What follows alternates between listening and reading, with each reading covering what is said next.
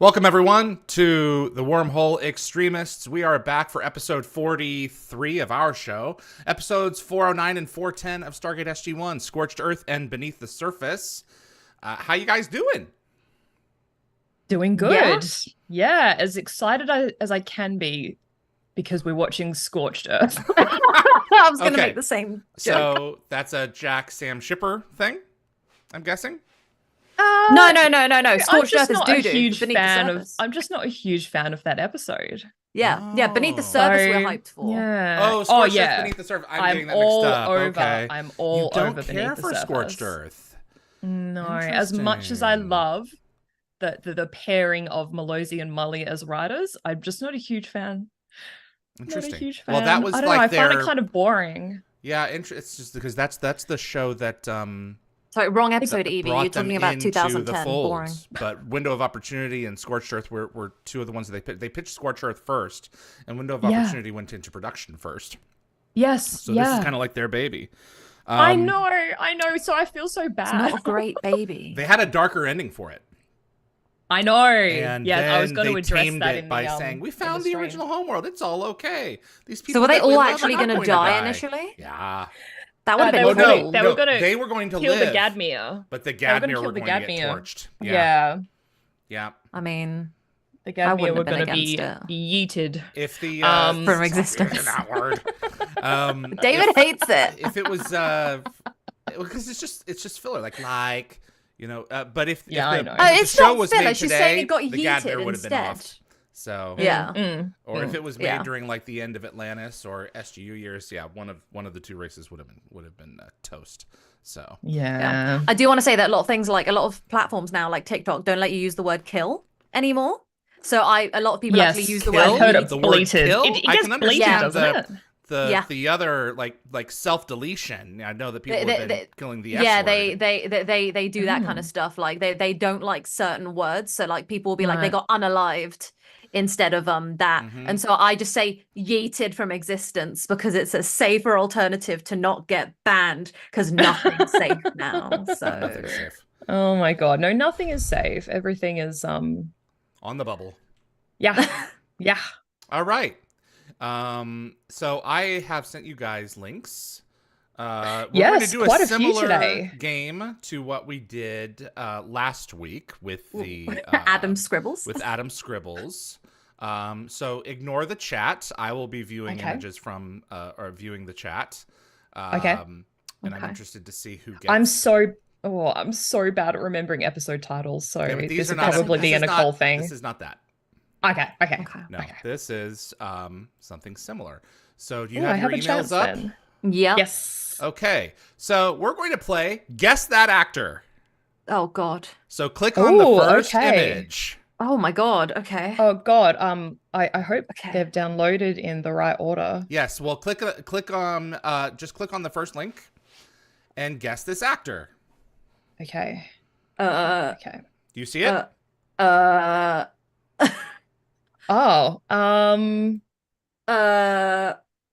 Usually you can tell by like the eyes. His eyes are like closed. Yeah. Squinted. Yeah. No good? It's okay. Hold on. Is he from this episode? No. What are you doing to us? Oh my God. What did we do last week? We picked an image that wasn't from the episodes being discussed. Yeah, but okay, no, you got a point. Yeah, that's true. I got a point. Go to the next image. It's the same actor. It's the same actor. Okay. Go to the next image. You ready? Oh, you're giving us help. Okay, okay. I was like, based on context, it's probably from the 70s. So to be someone a little older. My internet's absolutely ate crap. Do you have the next image up? Is it one of Adam's? No. No. Okay. Click on the second image. This? Sorry, guys. My internet is absolutely doing doo-doo right now. That's a fabulous jacket, just by the way. No one in the chat has a clue yet. Oh my God. I literally, on the weekend, I went to Drag Queen Bingo and the hostess was wearing that exact jacket. Wow, okay then. I have no idea who that is. No? I'm not getting it either. No? no. Yeah, the chat's My internet's also cutting out really badly. the chat's not got it. Well, just just give it some time. It usually straightens itself out. Yeah, the chat's not got it. Okay. Whoops. Have you got any more clues? Well, if I give it to you, if I tell it to you, the clue would give it away. Oh, okay. So, but he used to make things better. Harlan? Oh, really? Is that really Harlan? It's Jay Brazeau. Are you serious? What? No. Wait, I'm looking at these images again. Yes, I kind of see it now. Yeah. Oh, wow. Damn. I do actually kind of see that. Oh, wow. This no, is I the do face see of, it. like, I've gone back to the first one now, and now I see it. disbelief. Yeah, no one got it. No one got it. That's crazy. Wow, That's guys, that's we a call tricky ourselves one. fans. Disgusting. Wow, where are. did you find these images? Did you just find them online? So I'm friends with Jay, and he was posting them, and the Adam's image was fresh in my memory, and I was like, you know what? In terms of like a guessing game, these would be great. So I told Jay I'm stealing them. Next week, should one of us, like, should me or Yvie do something if like you can dig up, something similar. I Maybe think that we should something keep like this going before Yes, we get I think into, that's fun. into I'll see if Adam's I can get images. some more from Adam. Some like I might early do a drafts. stick That'd figure be thing funny. like Adam did, and just see if you guys can guess from my really crappy ability to draw. There Yes, you go. I love that. I Yeah, love that. let's That just keep it definitely going. fits. That definitely fits the whole theme? vibe. Yeah. Okay, so the third link of is the game. Scorched Earth from Adam. You guys ready for it? Yep. Click on it. Oh.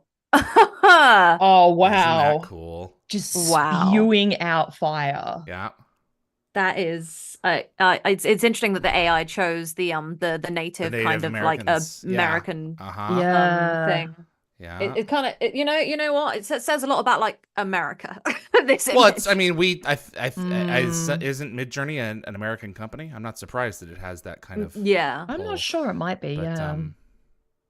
It's very cool though. wow. That is so. That ship is so cool. I really like that. I like the way that it's setting fire to the trees. It almost looks like a volcano, like spewing It lava, does. like a mountain Yeah. erupting. I It like kind that of a almost lot. looks like the fire is coming out of a vortex. Yep. It kind of Yeah. looks circular. Yeah. Yeah. I'm just getting like 2001 PTSD or something. When they were like maybe that's an alternative route as to how That's they very- kill everyone yeah. on the planets. Yeah. Wow. That's very cool. Yeah. See that? Look at the smoke and the fire and so it's like coming down the valley. Yeah. Yes. Yeah. You're right. From the right of the Uh-huh. screen. Yeah. Whoops. Too early. I went to the You next pull one. up the next one too early. Yeah. Can we look at the next one? Okay, let's go ahead. Okay, beneath the surface. Mine's coming up. My internet is bad right now. Oh, cool. Yeah. He said that he had issues with the faces. He was concerned that they didn't look like the characters, but they do look like the They do characters. a pretty good job. It's not terrible at all. No.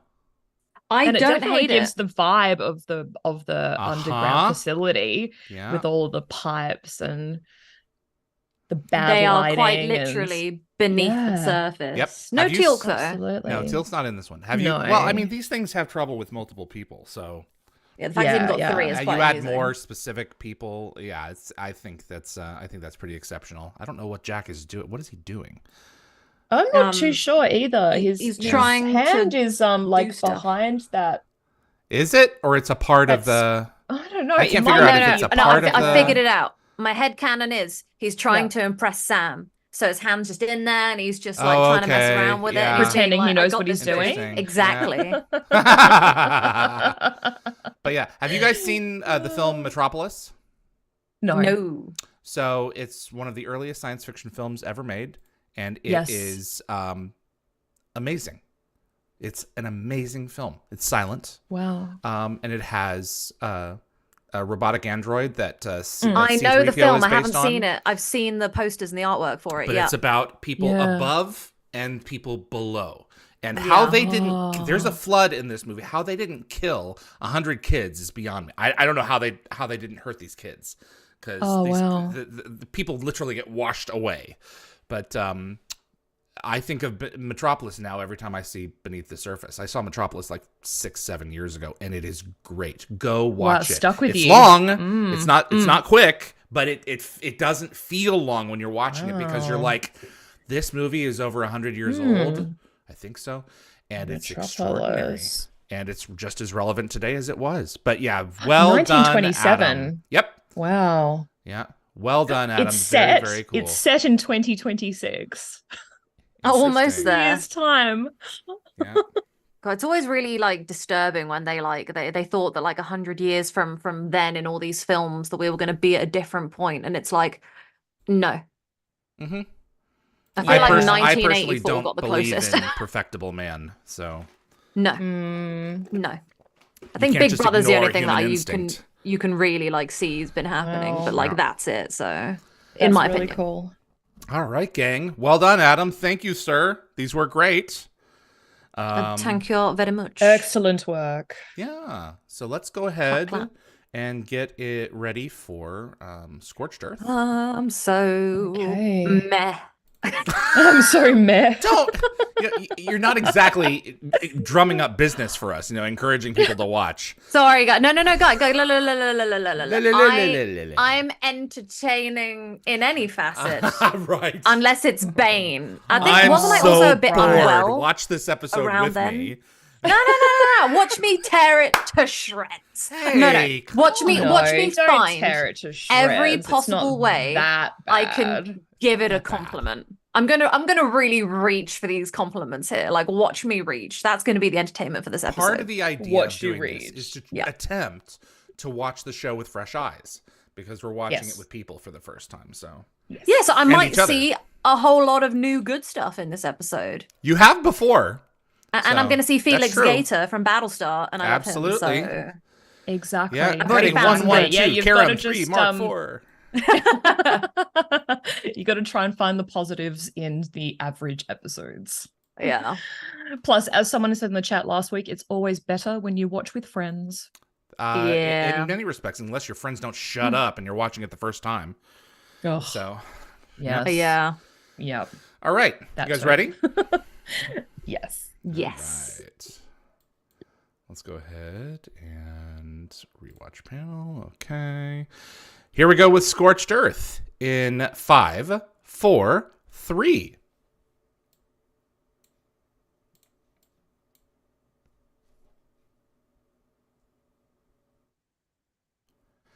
You're watching or listening to the Wormhole Extremists, and we are covering Stargate SG-1's Scorched Earth, episode 409. And my name is David Reed. I am with Yvie. Hello. And Nicole. Hello. And that was a crane shot. That was a crane shot. Yes. So this is I just realized I've opened up the notes for the wrong episode, guys. This is fun. It's fine. Everything is fine as it burns to the ground. Oh, it's hilarious. Are you getting the right ones? So Yes, okay. I've got them right now. So hang on, guys. So as we mentioned during our Wormhole Extremists stream, this was the first episode written by Malozzi and Mully, but it was the second to be broadcast, and it actually secured them the staff writing position. So might not be our favorite episode, but it is a very important episode. That's Michael Greenberg's wife.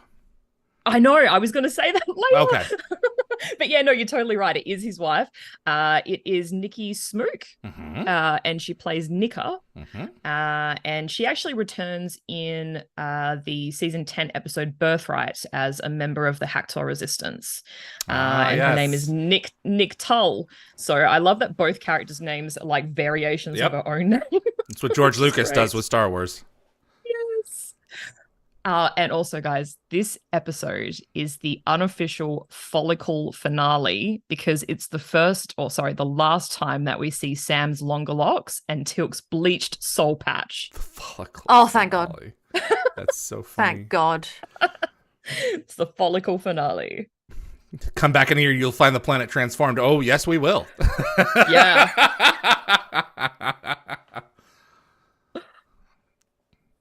And that is Felix Gaeta from Battlestar Galactica. It is. One of his 2 Stargate SG-1 appearances. Yes. Is it Alessandro Giuliani? Alessandro As Giuliani, Ilium? yep. Yeah. You could almost say it's his 3rd appearance if you count Mobius's 2 episodes. Okay. That's fair. Absolutely. But I think he was in about 69 episodes of Battlestar Galactica. And I think he also commanded the Galactica for about 27 minutes, I think I saw. Oh, absolutely. Yeah, he and that came to a dramatic ending. That ship, though, that is so cool. It is.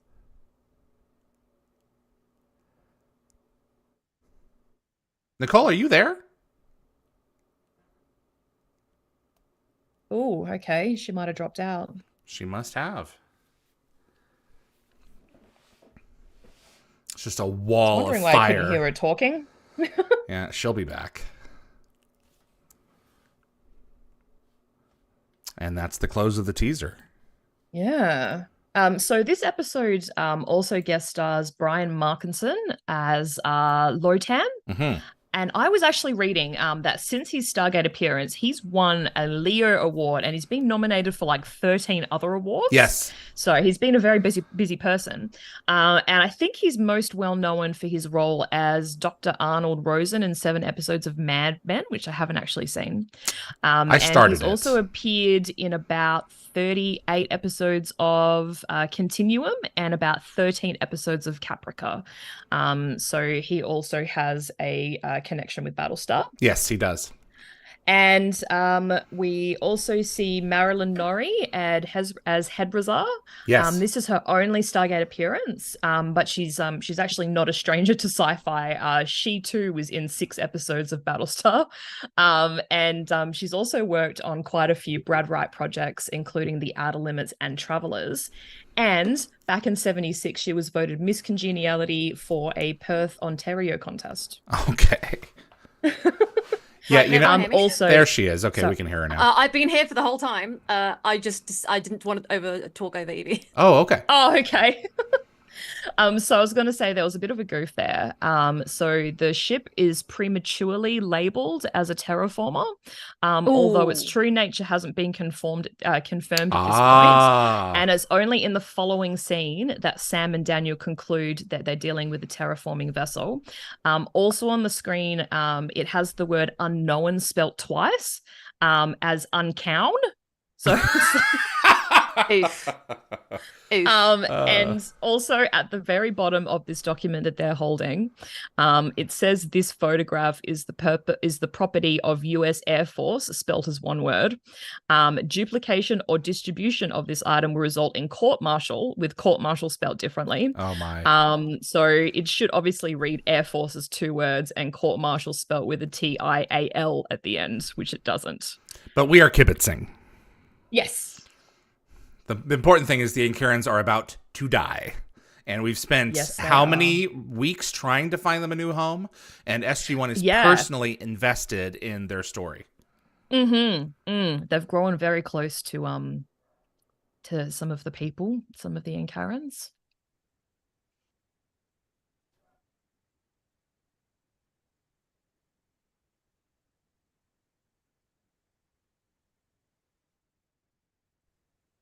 So I think the original origin of the Incarans is sort of a little bit uncertain, because like we assume that they were Earth descendants that sort of adapted to that denser ozone layer from their homeworld. Well, they look awfully human to me, so yeah. Yeah, I know, but I guess, you know, they could just be sort of like a separate sort of similar species to us, but we don't really know. That's a fair point. We can't actually be sure.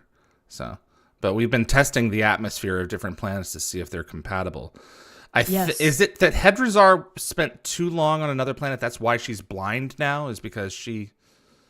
I think that's what they imply. Because if they're outside of the appropriate atmosphere long enough, they go blind? Yes. Yeah, that's kind of what's implied. I don't think they actually verbally say it. Yeah. But yeah, I think that's the general gist of what happened to her sight. Fuzzy orange things. They're changing the environment. Yeah. Nicole's resetting. So, Okay. sorry, everybody. Ray Wood, I do like the Stargate episodes that deal with consequences of meddling with other planet civilizations and how they try to fix it. No prime directive here.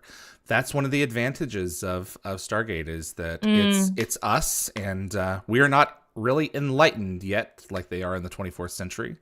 So we've got to figure things out, and sometimes there are drastic consequences. Yeah.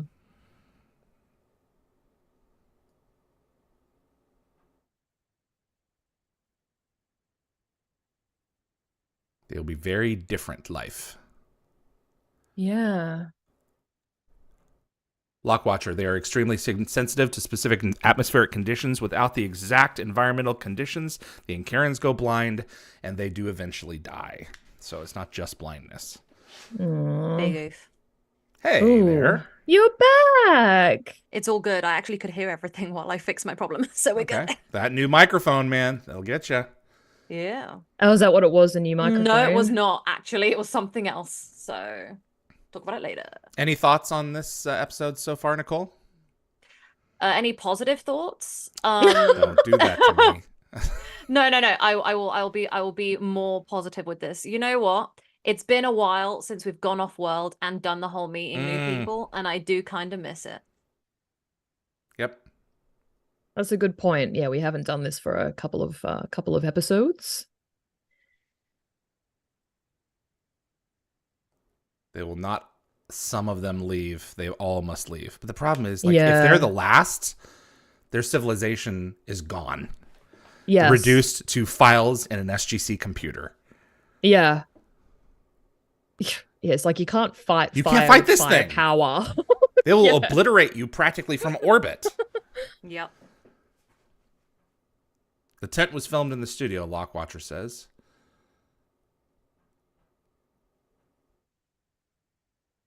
Don't you think that's a very, like, Asgardian solution?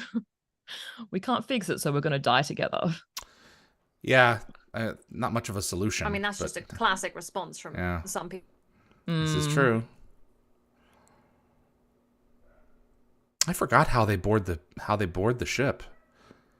They're just kind of like beamed up there. But I don't kind of understand how Daniel knows where to be beamed up there by himself later on. Yeah.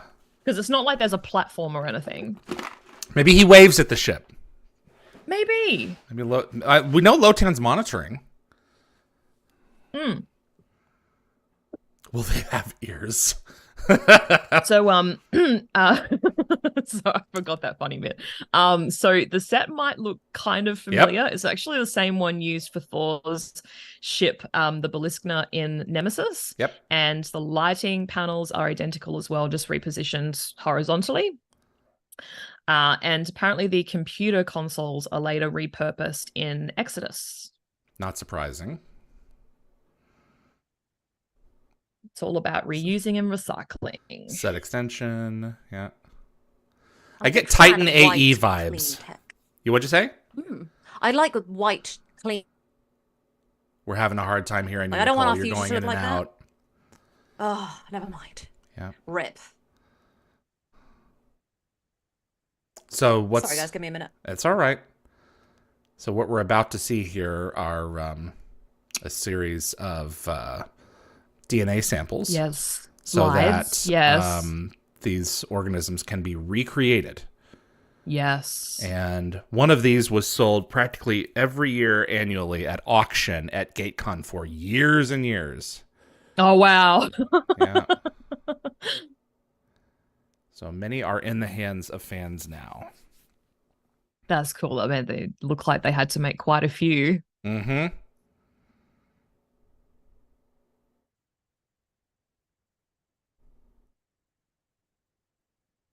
Were they just loose like that when they sold them? Like, yes. Are some of those stuck inside the drawers? No, they're all individual. Oh, okay. Yeah. Oh, wow. A little piece of acrylic with a little bit of paint. Oh, cool. Animal, vegetable, or mineral.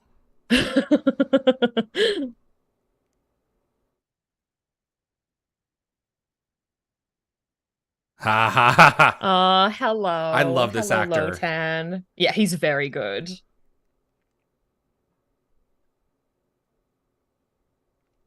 You look like an Karen, Lotan.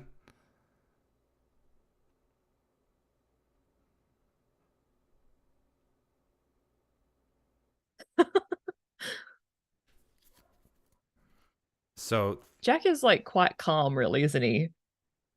Considering they're like trying to obliterate a planet with fire. he's in diplomatic mode right now.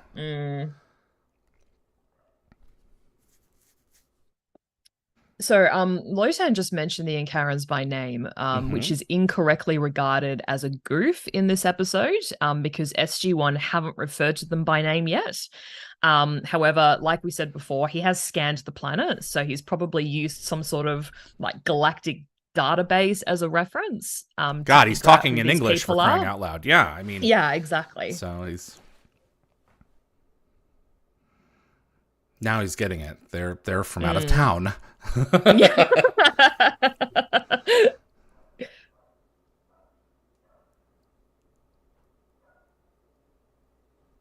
Jane Diotta. Markinson just does a good job with this character. That is true. He does. He owns it. And I think it's cool that the ship created this being. You know, that's pretty awesome. That is pretty awesome. It only took it, what, like a day, I think they say? Yeah. He's only a day and a half old. Give him a break. They've disappeared. Yeah, it's called running away. That is so funny. And now Lotan wants them to be an envoy on his behalf. Mm-hmm. The ship doesn't have enough energy to stop and... Well, it can stop. It has to resume, though. Yes, yeah. It can't pick up and go start the process elsewhere when it starts. No, it has just enough orange fuzzy things for that planet. Just enough resources for the one time. Yep, exactly.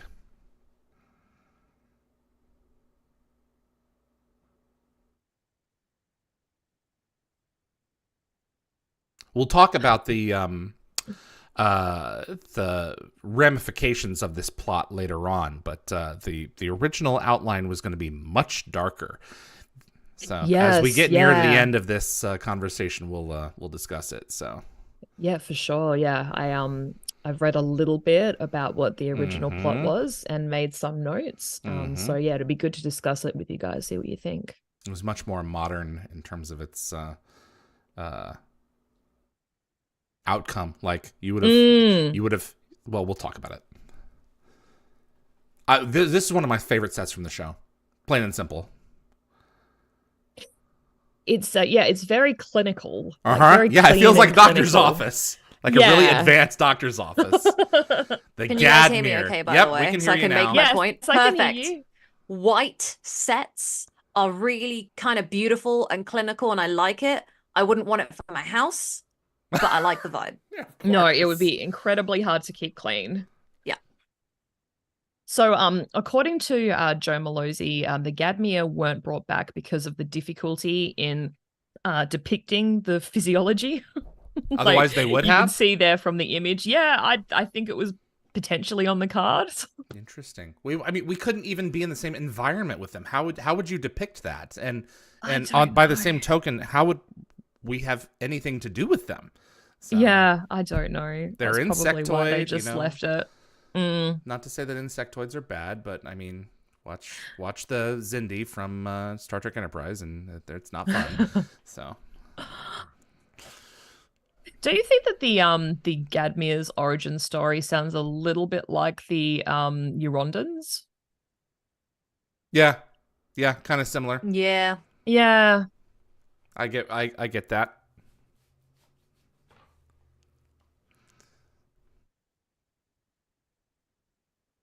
I really like this guy. He's a nice guy. He was designed to be diplomatic, for sure. Yeah. Mm-hmm. There's a lot of exposition in this episode. There's a lot standing around discussing this. Yeah. It's a talky episode. I think that's maybe, I don't know, maybe that's why I'm not so much of a fan. I'm just trying to figure out, like, I can't really pinpoint exactly why I'm not a huge fan of this episode, but maybe that's what it is. It's not a lot of not a lot of doing, it's more talking. If you're a I feel like a lot of episodes are talky episodes, you know, and I just feel like this one's just a bit, I don't know. Well, if your perspective is action and not discussion, then yeah, I would understand. Like, this would not, they would never have done this on Stargate Atlantis. I talked to a couple of the writers for Stargate Atlantis, and this would not have happened. Like, this is not what we're in it for. We're in it to, you know, to shoot things up. Atlantis was an action show, and they had a couple of more thought-provoking episodes, like I think it was Inquisition, whichever the trial episode was, and it just didn't do as well without Daniel's voice. Yeah. You know, it was so much more cynical.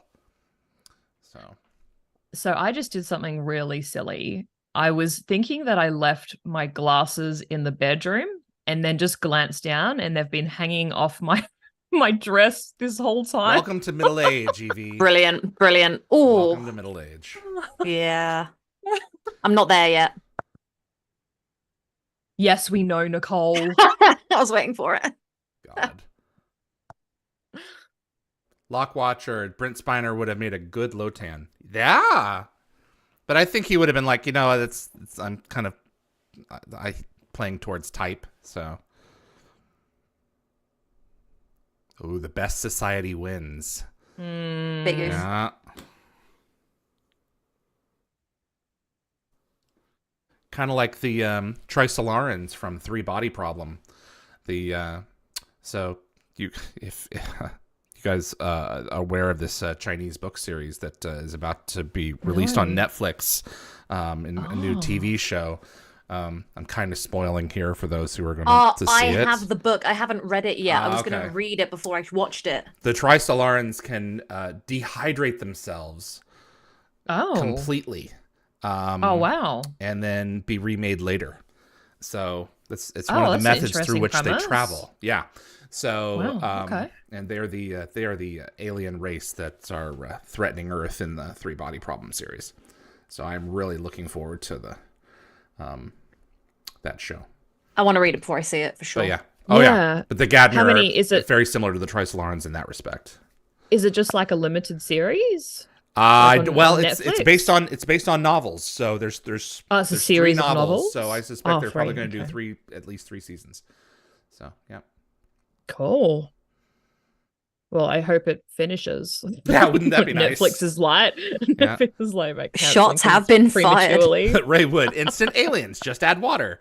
That's it. Exactly. Like sea monkeys. I love SG-1's conundrum here. They feel personally responsible for these people, and it's going to lead them to do something rash.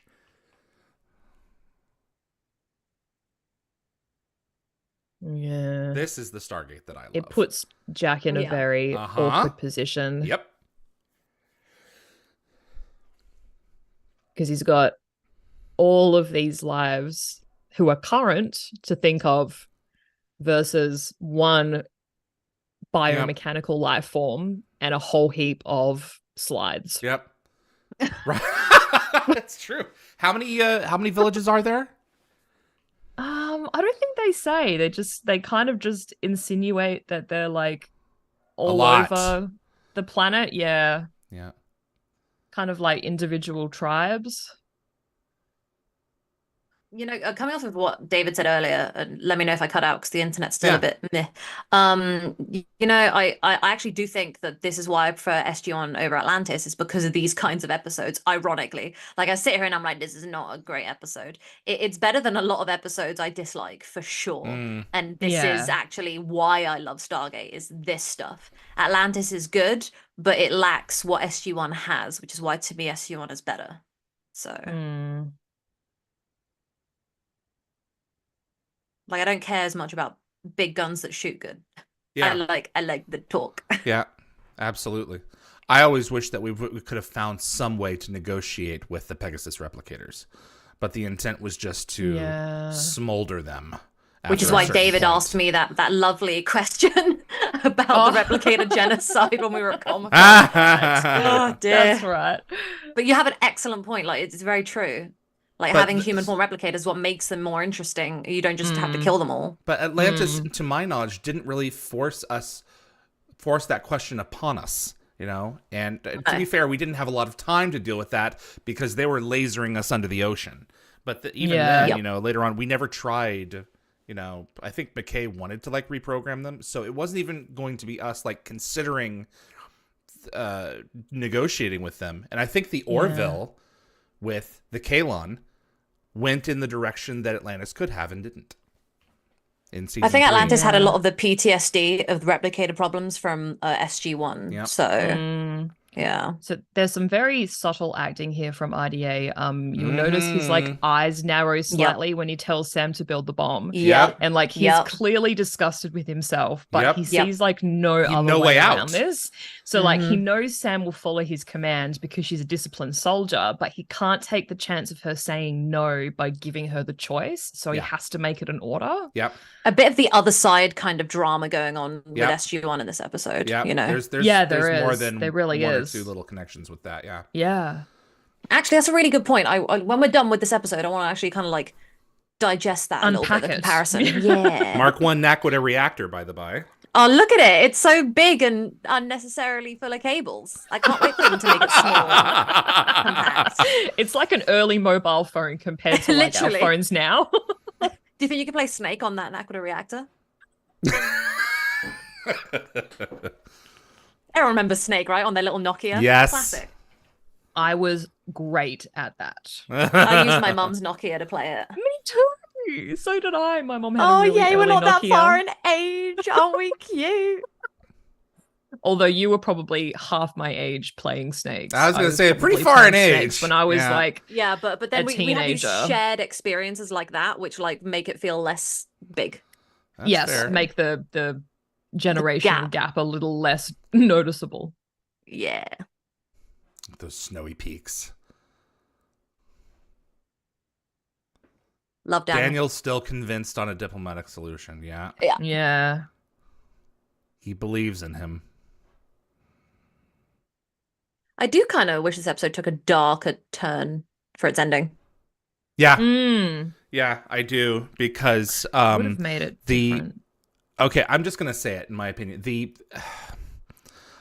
When the episode aired, I was 16, somewhere around there, and I enjoyed I love this shot. This is so cool. I enjoyed the ending, but as an adult, the ending is unrealistic when you try to apply similar circumstances, which are few, by the way, to our daily lives. Yeah. So it seems easy that we found the original in Karen too Homeworld, convenient, which makes sense that the ship may have scanned it because it's traveled a lot. But come on, you know, space is a big place. Space is a big place. Like, we can barely find hospitable planets for, like, you know, ourselves out there. We can find something that's like, ooh, it's close by like 1%. Not good enough. It's a very convenient ending.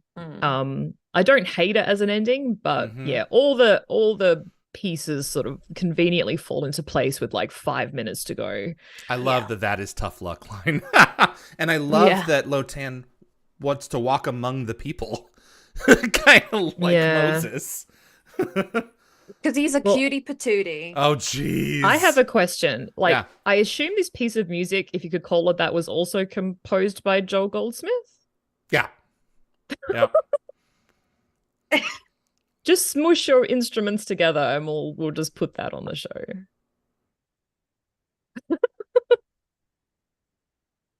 Because it was not designed for your ears. Yeah. If the Gadmir even have ears. Yeah. Yeah, maybe they just pick up on the vibrations. Uh-huh.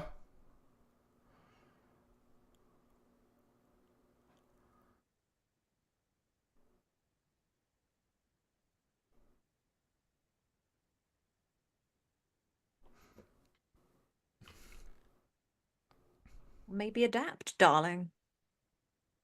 Let's go.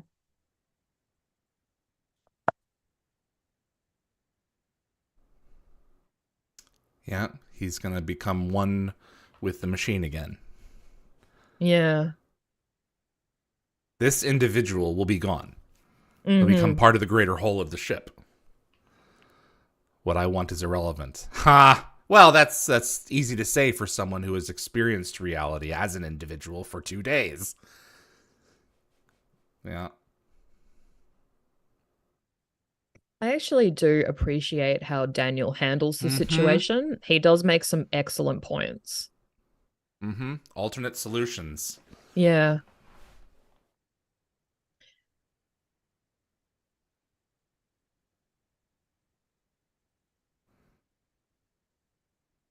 Big brain. Yep. Yeah. When Daniel is given room to come up with his own decisions,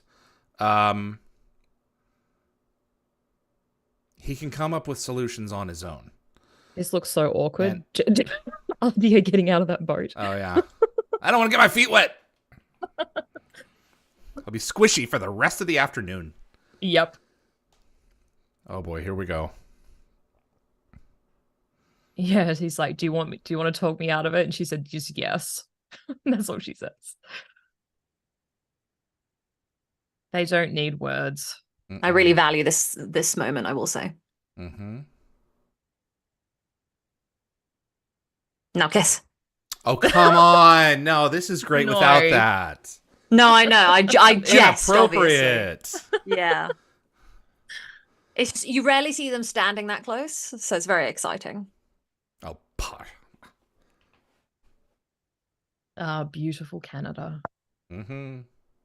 Honestly, every time I see the landscape, I'm just like, oh, Canada.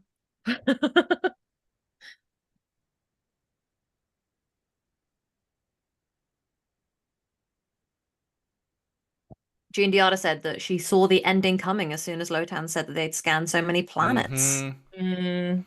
Yeah. I was too young for that. Yeah. Oh, he's so cute. He's so cute. Which one? Lotan. Nature's air filters. You have to be more specific. They're both very cute. I just love the way he's like, ooh, leaves. See the waterfall behind them there? It's pretty. No. Oh, yes. Oh, you're totally right.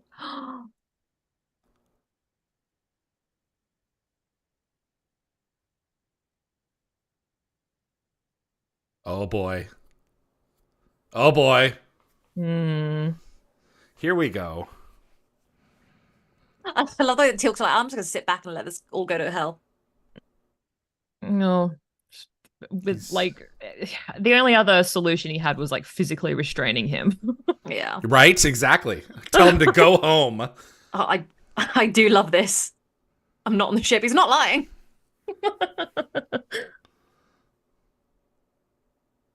I'm talking to Lotan, so shut up. Don't mention the bomb.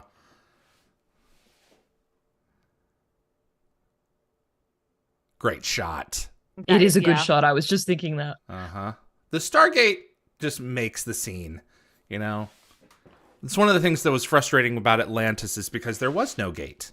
It was an Atlantis by season city 4. That's true. They had added a 1/3 section of the gate to the location so they could have it in shots. But they needed it. I really think they needed that's a good it point. for the wider shots. Every time you saw it, it was just digital, and it was okay. Yeah. No, I could tell it was digital. There's something special about like having a physical gate there. Yeah. But, more cumbersome for the poor crew who have to assemble and disassemble that gate. Yeah. It's his argument is interesting. Hierarchical command structures don't allow you to consider all the options. I don't know if I agree with that per se. Certainly not execute all of the options. Lotan went to meet the Incarans. I guess he kind of did. They're running out of time. The way that Daniel's able to like twist every single thing is very impressive. It's kind of like how I twist my boss's words a lot to get what I want. Doesn't your boss watch this show? Oh, my old boss does, and he's humorous. He can take it. I hope so.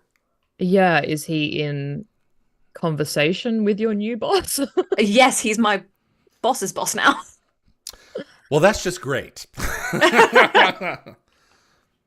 Oh boy, here we go. She can't see. It's okay.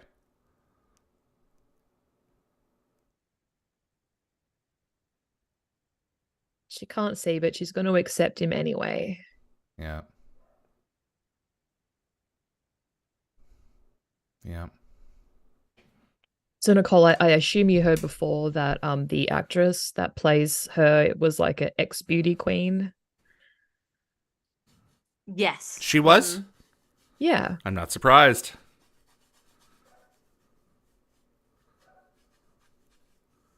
But he still hasn't really changed his perspective.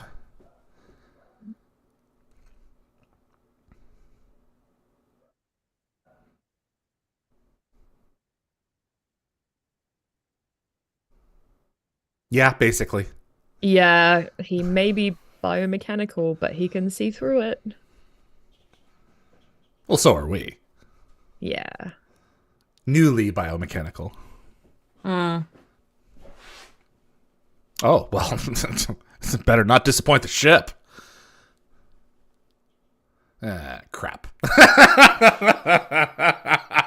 God, he's like so sick of him, but he loves him. He's not finished trying. So I guess the bomb would have worked in the original script. Yeah. Mm. I would have liked for it to work. Not because I want to see everyone die. I just, or like see the loss of these lives up here. Mm-hmm. But it would have just been interesting.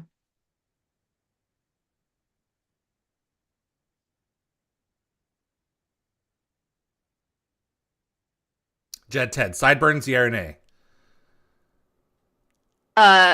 You know what? For Daniel, yay. Yeah. I think it based Yes. based on the individual. Yeah. Like he looks hot any day of the week. He could do anything with his hair, and I'm like, yep.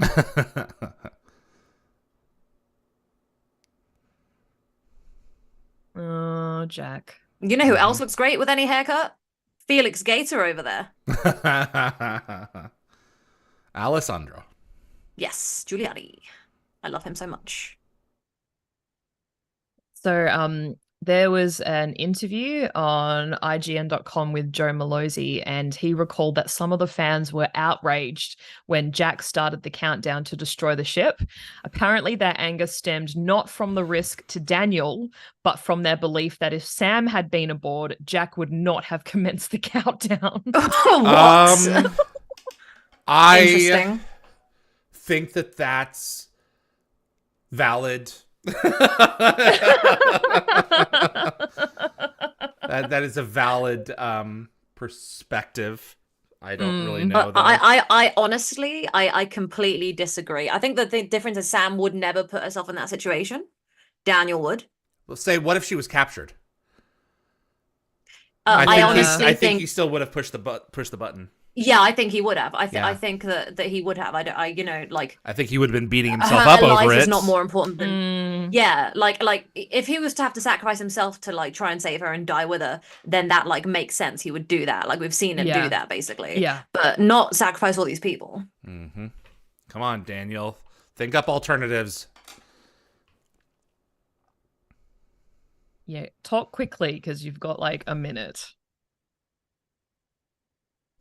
Yeah, I'm really good at arguing with people. Like, as in, I haven't shown it as well on here, but like when you're it good gets at to, like, arguing. actual disputes. You know what? I feel like I maybe learned that from Daniel growing up. Like I always had some sort of like backup, plan of ways to, change people's minds.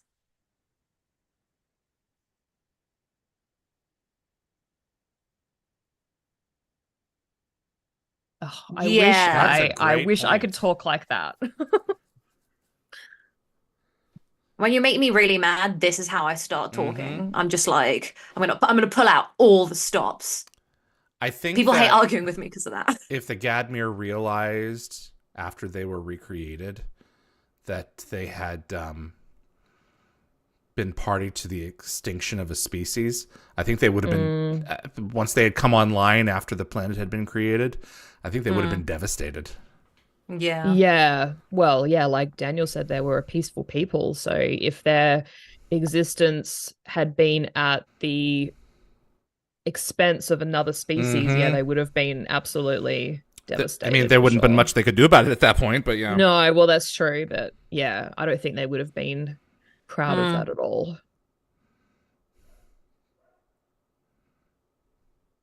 Oh boy, here we go. Love how Let's bring it aboard. Yes. Yeah, not that. Not that. Make it go away. No, put it further off. Oh God. Intriguing. Yes, we're talking about it. Get rid of it. No time at all.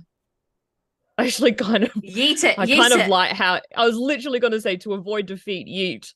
He literally yeeted it. To avoid defeat, yeet. Oh gosh. Stock explosion graphic. Yeah. The ship remains. Stand by.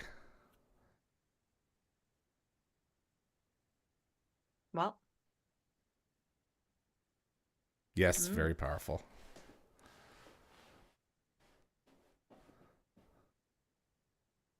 Daniel, think. Come on.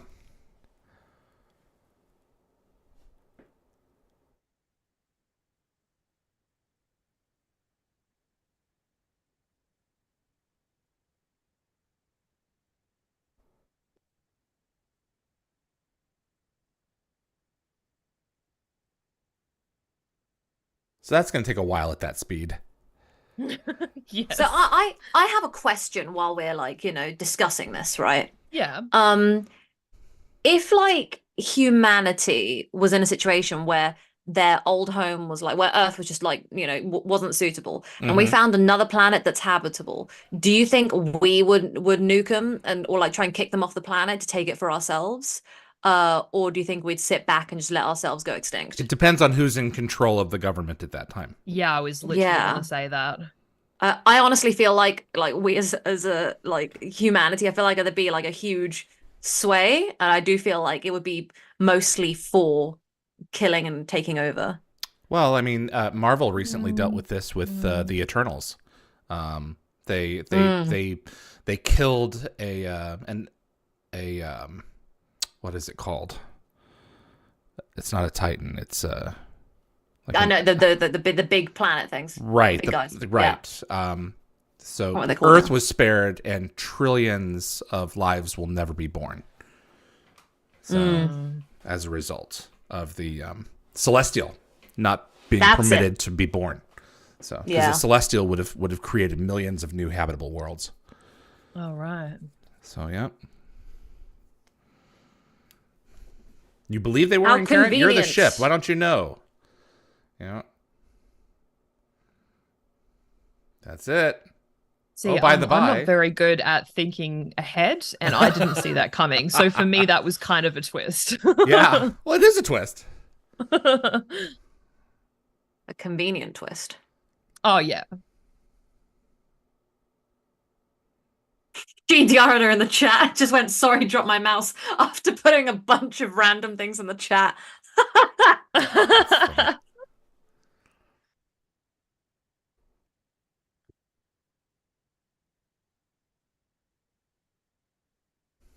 However, the interstellar travel fuel is aplenty, so we can use that. It's not the same fuel.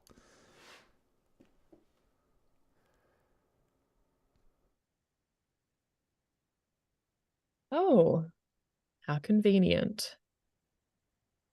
We'd like to prepare you all to go home and become second-class citizens in your own planet.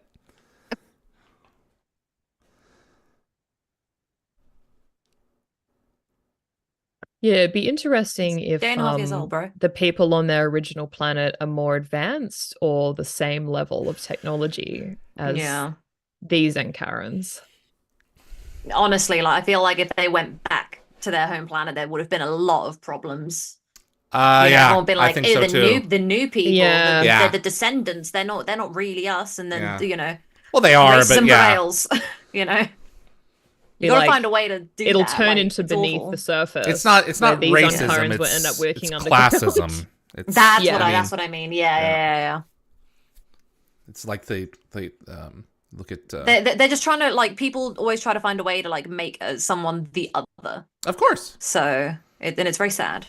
Yeah. I love this. You're in Karen. Stick around. But like I was gonna say, like, how is it possible for him to stick around if the ship that's responsible for making him is no longer there? Does that make sense? He's still independent of the ship. I'm sure he's got some kind of a chip or something in his head that can talk to it, though. Cute. Let me go back and make myself an Karen spouse, though, before we go. Because y'all are kind of low to me. Go to the original Karen homeworld 100 years. He's running the joint. Yes. I was gonna say, actually, you think that like if they go in and have that whole like classist issue, and then he just comes in and he's just like, "Yo, I'm superior to all of you. Look at this big ass ship I got. God knows Shut what's up." in his brain, you know. Yeah. So that is so so it's taken cool. them weeks to move the Ankarans there. So it's very good that they have a friend with a ride to help them move, and they have a transporter, so they don't have to pack up everything. Yeah, no U-Haul team. Yeah. So apparently, fans were upset by the lack of resolution or apology from Jack. Apparently, an apology was scripted, with Jack expressing relief that not destroying the ship, and Daniel agreed, but it was deemed too direct by the actors. So RDA and Michael Shanks had planned to improvise on the day, but then no alternate ending was like ever filmed. And apparently in the original script, Lotan destroys the Gadmir civilization by blowing up his own ship, and the episode ends with Daniel listening to the alien music in his office, which was like a farewell gift from Lotan, and the remnant of the lost civilization. That'd have been so much better. Yeah, typical of Stargate to nuke the tag. Yeah. Scorched Earth. Thanks for watching. So I want to say my internet is still pretty meh. It's not gotten much better, but at least like I think there's a minor freeze every like 10 to 20 seconds for like a split second. That's bizarre. Yeah. I reset my internet. I went and shut down everything on the laptop that wasn't this to make sure nothing else was running, and nada. I think it's just me living in the middle of nowhere is catching up to me today. So I do apologize for that, everybody. But I tried my best. Do you have fiber? Internet? We do now. So I'm like, hello. It's not since good when? fiber. Since since we started again, since around since we came back September. This season. Okay. Yeah. Seriously? Wow. Yeah. Wow. Even Australia's had like fiber for longer than that. I live literally in farmland and marshland, so like the land is awful. It's like, have you ever seen A Woman in Black, that movie where like the everything's all marshy and wet? That's what our land is like. That's why our roads are messed up. It's why our trains are always messed up, and it's why our electricity is always messed up. So hey, Scorched Earth. Yeah, Scorched Earth. Speaking of messed up places. So I do want to like unpack that a bit, and sorry if I cut out everybody, but I'm sure you're fine. Once we got you back. So yeah, go ahead.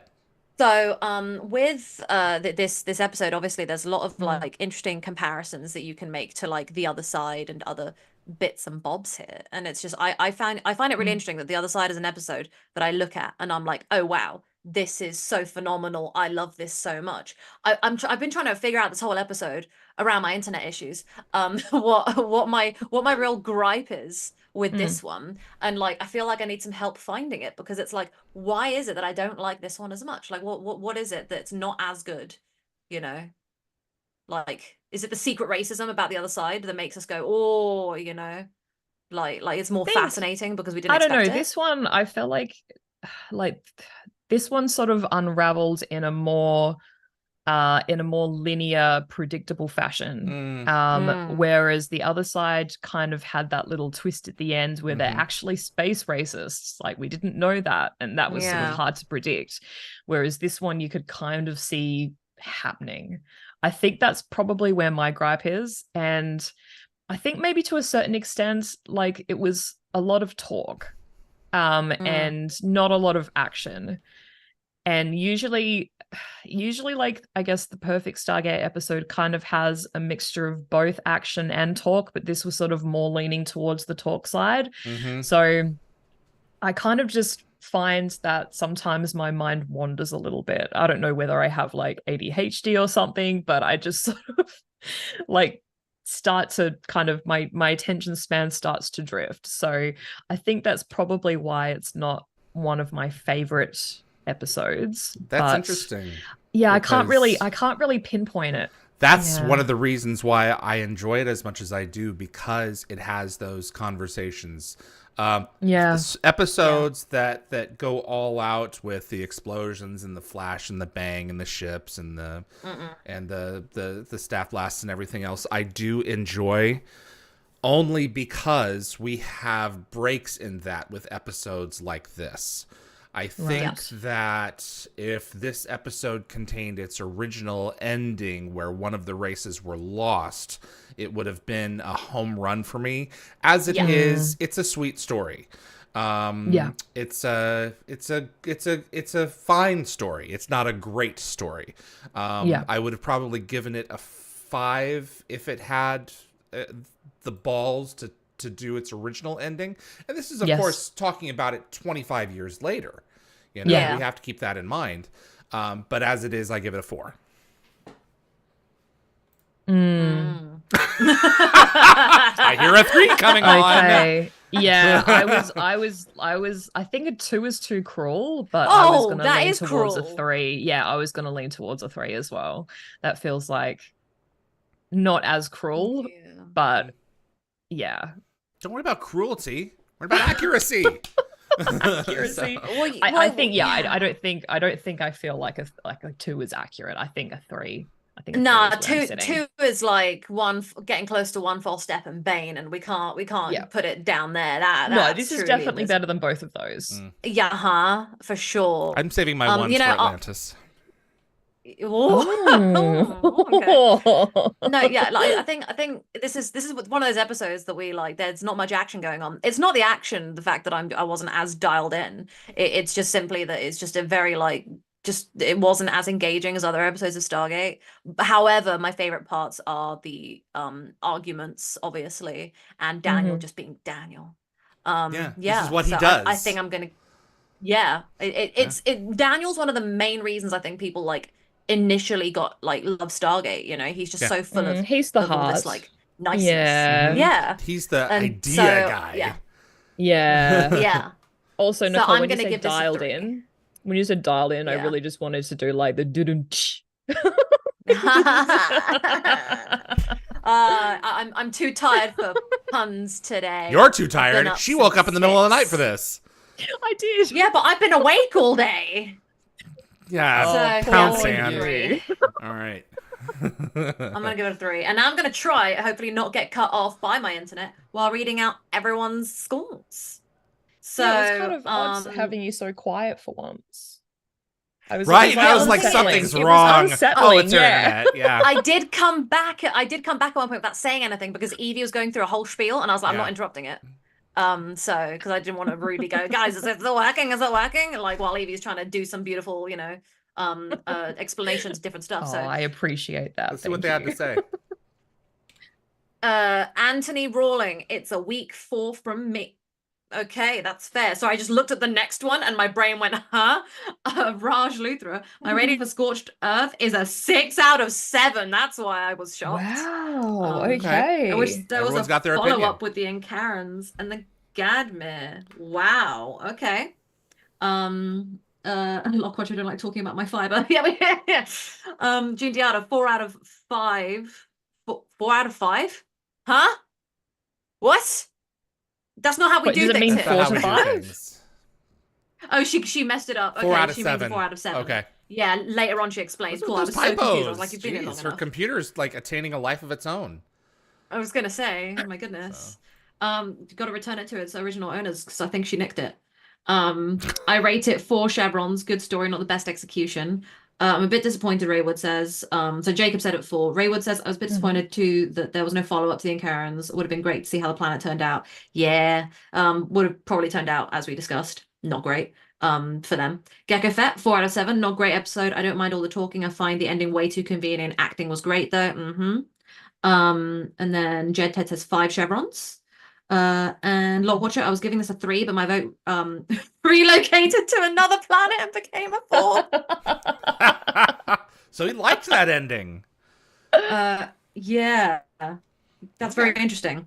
He said he would have preferred the original ending, but yeah, I don't know. I think his Lotan was good and the dialogue was decent, which is really good. Robin Christensen says 4 chevrons. Ray Wood 4 chevrons because the solution could have been found a lot sooner. Seems that Daniel shouldn't have had to lead him to it. Becca 5. Yeah, I know. Becca, we are so off this episode. I hope it fixes itself next episode. Becca with a 5, though the ending is a bit convenient. And Gecko Fett said the acting made me give it a 4 instead of a 3. Interesting. And David, I'll be there in the ones with you. Lol for Atlantis, I'm assuming. So, oh my goodness. Oh my goodness. Hold on a second. I'm having an at-home emergency with my pet. Give me 1 second, guys. Sorry, talk amongst yourself for 1 minute. Okay, very good. And with that, are you looking forward to Beneath the Surface, Yvie? Oh, indeed I am. So, yeah, obviously with my shipper agenda, I'm a big fan of this episode. But I think a few weeks ago, a few people said that, it would have been when I posted the, not the meme, but I posted the image for this episode when we were doing that, what we're looking forward to sort of campaign on Facebook. And I think a few people said that they're not a huge fan of Beneath the Surface, including Anthony. I remember Anthony saying he doesn't like Beneath the Surface and he does tend to skip it. So I get that. Individual I totally rewatches, if I pick an episode to just sit and watch over lunch, instead of going through everything chronologically, I have never picked it just to watch by itself. I have picked it many times. It's not them. It's an alternate. Yeah, them, it's true. That's why it's fun. True. That's yeah, sure. It's but Jonah and Thera. Yeah. Cool. I'm probably, to be honest, I probably don't really pick this episode as a standalone either. But really? I do very much enjoy it. Every episode for me has been a standalone at some point because I used to grow up obviously with my DVDs haphazardly thrown around and just go that one and just be like, I haven't seen that in a long time. You didn't watch the story in sequence anyway, so you have a very exactly. unique So I've got the most perspective messed up. Yeah. Well, I wouldn't call it messed up. It's just different. It took me till I was about 16 to realize Beneath the Surface was as shippery as it is because I rarely rewatched it. And so I hit 16 and I was like, oh, I see it now. So, by the way, dog emergency, fine. My family just don't understand her signals. So I had to go investigate. Okay, so no emergency greyhound. No, they're just overreacting to nothing. So eccentricities.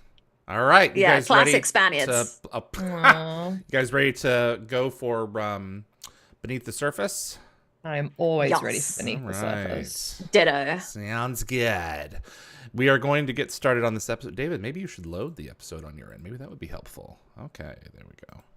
All right, we're going to go ahead and start. You guys ready? Yes. In 5, 4, 3.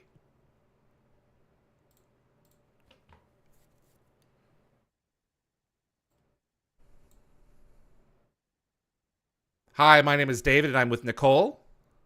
Hello. And Yvie. Good day. And we're watching Wormhole. You're on Wormhole Extremists, watching Beneath the Surface, Stargate SG-1 episode 410. You're also confused by your location, much like much like our characters here. Yes, very confusing. We are actually returning to the Port Man Power Station here, where Watergate was also filmed. Woo woo. And Tin Man. Right? Yes. Yeah. Yeah. That's what I thought. Yvie, are you there? I was taking a swig of water. Yes. Sorry. Okay, I apologize. Yeah. You didn't affirm me, Yvie. Okay. Oh, I'm sorry. Yvie. I wasn't for a second there. I wasn't sure if I was checker. right. Yeah. It's like maybe I'm wrong. Yeah. Oh, absolutely. That's exactly where this is. So. Yeah. Yes. Yeah, it's not like truly confirmed until this particular shot, and you're like, yes, this looks very familiar. Absolutely. Where are Ergo and the Russians? Elsewhere.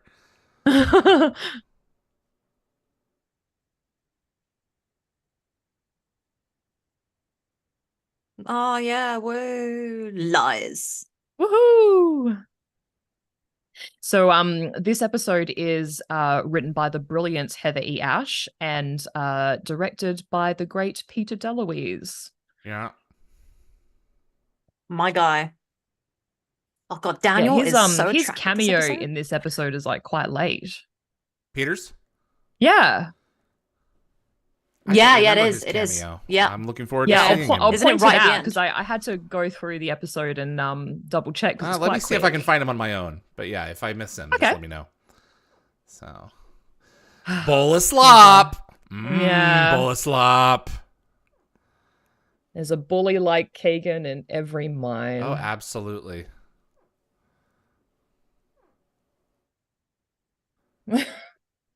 I think one of the reasons I struggled with this episode when I was a kid was that I was like, why the hell are we here like this? Like, what is going on? And I just didn't Yes, it's enjoy a it as bit, much because it wasn't SG-1. Discombobulating. Yeah. Yeah, But it's as I got them, but older, it's I not appreciated them. it. So Yeah.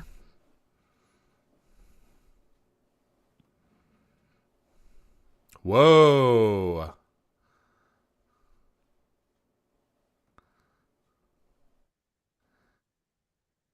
Honestly, I'm not gonna lie, right? When SG-1's all like dirtied up and all stubbly, I'm just like, oh yeah. In the Look mines. how hot they look right now. Look Yeah. how good they look. I know. This is like when people Yeah, like, we've got sometimes I forget how hot Michael Shanks is. We've got two characters who are missing hair and two characters who have gained hair. yeah. No complaints. And absolutely none. I love Scruffy Jack. Me too. There's plenty of Scruffy down bread. there. Look at all that bread. Jeez, come on. And by bread, I mean cracker, Yeah. which is, I guess, technically bread. Yeah. So- It's just more stale. right? Exactly. Oh, they look good to me. So this episode guest stars Alison Matthews as Brenna. Yes. So this is her first of 2 Stargate appearances. She also appears as an interviewer in Continua. And like a lot of the other Stargate cast, she also starred in an episode of The Outer Limits. Mhm. And she's best known as the English narrator for an anime series called Mobile Suit Gundam Seed. And we've got Laurie Murdoch as Administrator Calder.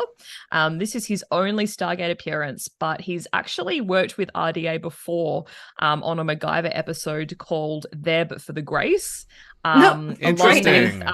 Along with Marie Stillen, who plays Yep. High Chancellor Travell. Yep. And Kim Hawthorne as Keegan. This is her singular live action Stargate appearance, but she also voiced Dr. Kerry Mason in 2 episodes of Stargate Infinity. Oh, wow. How dare you bring Okay. that up? How dare you Oh, bring that come up? on. I've never been brave enough to watch it. If there was a Stargate channel, a Stargate network, so to speak, you would want to have your kids watch Infinity. Yeah, no. So I jest, obviously. I jest. So I don't like saying joke anymore. I just like saying jest. It just sounds, Jest makes it is sound good. more pretentious. That's like an old timey joke. Yeah. you would have known if he had. Yeah, exactly. Everything would have been frozen.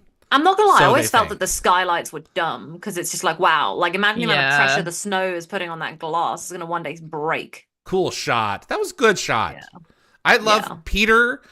I can feel him in the episodes. I really can with his eye. When he directs, it makes episodes He's feel an more alive. artist. I just he feel, really is. not that the others aren't. I just feel him. I feel his presence. Yeah. I don't know, like just saying, guys, but if the workers from Section 23 whipped up some sort of fundraising calendar, I would be first in line. These guys are buff. I like this is just an episode of me and Evie just thirsting over everybody and all the interactions. Oh. This is a There's very Sam attractive episode. applying her. Yep. Yeah, Where's as Jean Diano Nicole would say, her big brain is taking over. Yep. Yeah, get that big She's brain. good. Big brain. So according to the DVD commentaries, Thera and Jonah were supposed to kiss to confirm their relationship in this episode. But this was omitted because Carter and O'Neill only kissed 4 episodes ago in Window of Opportunity. Yep. And in his blog, Joe Malozzi said that the script missed an emotional center, and he thought a stronger emphasis on Sam and Jack's relationship could have been beneficial. And he acknowledged that their mutual love and reasoned that amnesia might logically lead them together. However, he noted that since this emotional note was already addressed in Divide and Conquer, there was worry that revisiting it might be sort of excessive. Yep. And apparently Amanda Tapping also agreed that the romantic arc might be too soon. Yep. And it might prove to be a disservice to the characters. So like the logical part of me agrees, but the stronger shipper part is screaming and so That's why just I'm bring on screaming. the feels. Well, Also, you have to right? understand, at this We point, don't they get knew that they had anything. 5 seasons, so they have Yes. another season and a half for this, and I think that they would have To let wanted it to hold that unravel. off a little bit longer, yeah. Yeah, but we Yeah. got 17 seasons total, guys, and no official payoff. I'm still Yeah, mad. but you need to know, that's not what I meant. That they didn't know that at this point. I know, I'm fully Yeah. aware, David, but I'm still salty about it.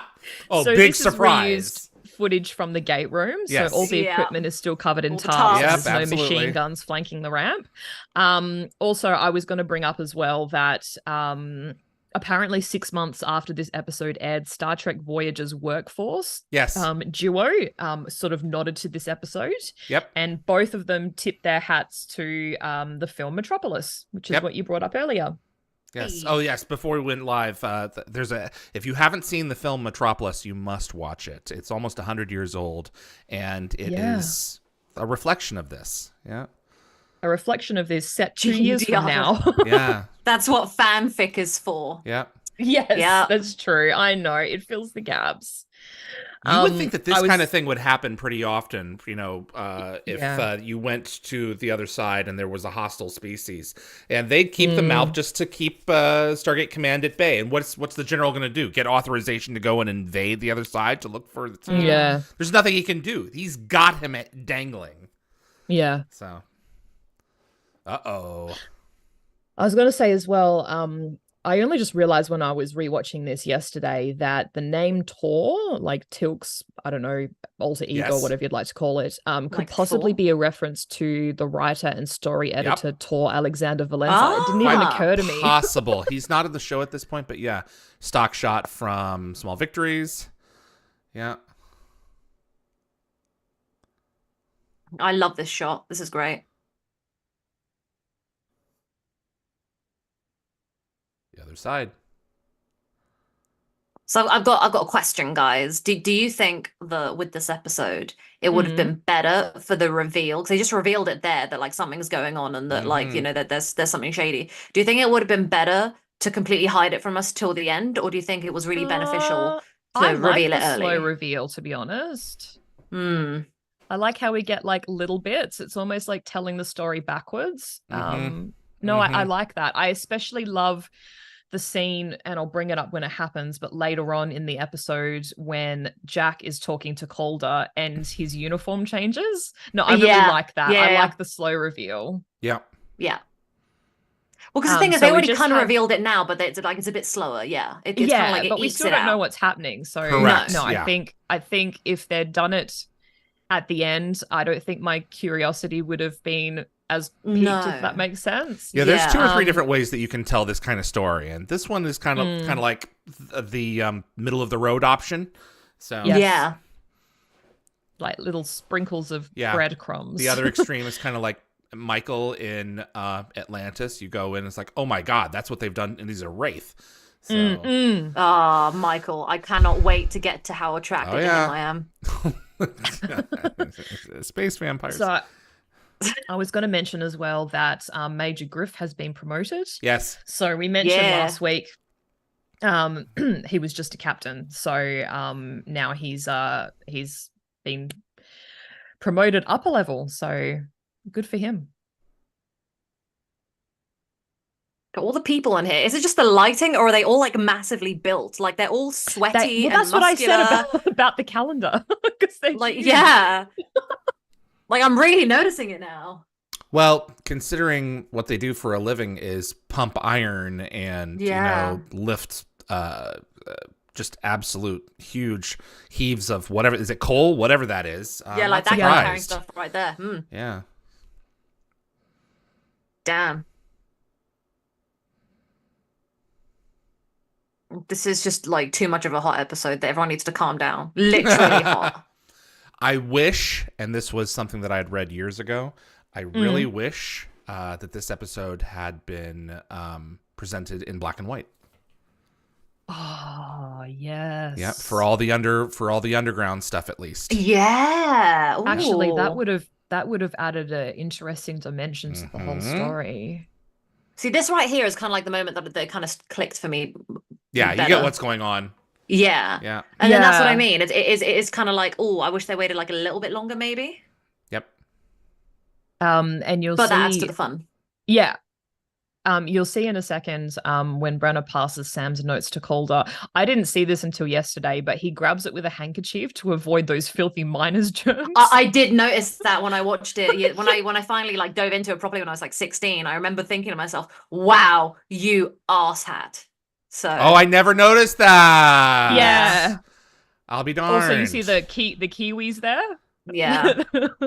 Okay. You know, like the painted kiwis, that they mentioned in Wormhole Extreme. Okay. Yep. But they're That's not what those painted, are? I don't Okay. think. I think they're regular. Look, what you said, the office set was reused in 2010 as the restaurant.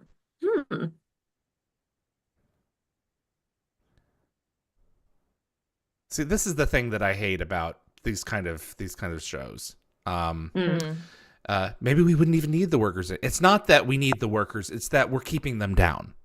That's the frustrating thing. Sure, I mean that does happen, but also in other circumstances, God forbid you give your villain, a little bit of good reason right there. It's like, well, if we didn't have them, the civilization that we have up here would cease to exist, for better or for worse. Yeah. So you think as a villain, he's a bit one-dimensional? Yeah, I do. Yeah. I'm not gonna lie. I actually so as a kid trying to absorb this and as a teenager learning stuff for the first time.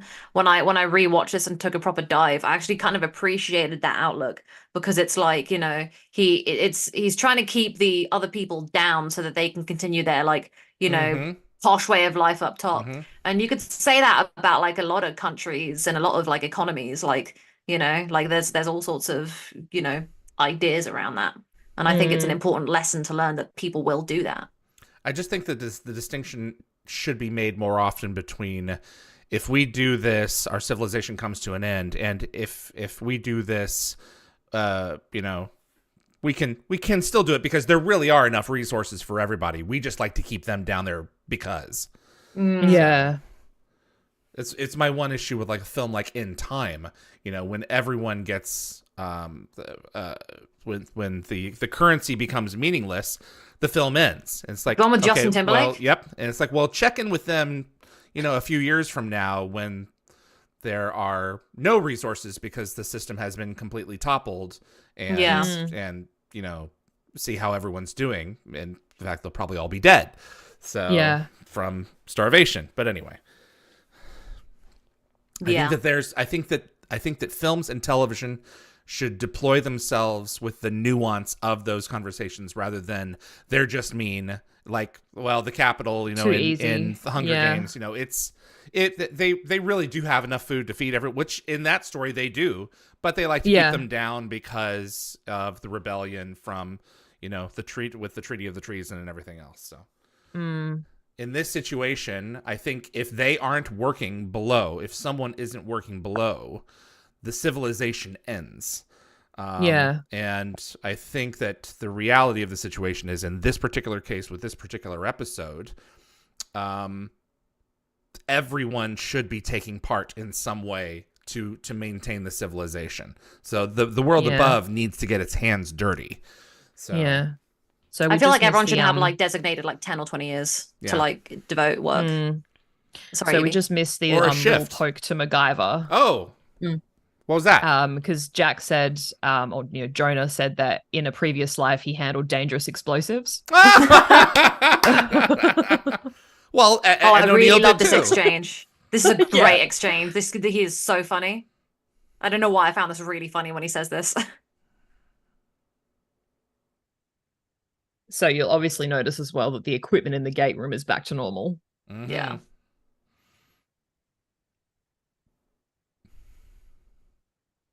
He's so done. You clearly see he's had a bad day out there in the snow. Oh yeah, he's not been having fun. Yeah. And he That's just the knows last that line. Calder's been a big liar. Yeah, it's the last line that I love about the liar. That's my favorite thing that he says. Me too. See, I'm not gonna lie, he's got a Jack kind of vibe to him. I love him. Yeah. Just a straight talker. Yeah. I love him. I don't know what. I wish we got more of him. I absolutely love and respect. Griff Like clearly this guy's like done with it. He's like, I'm just saying it how it is. Screw this, you know?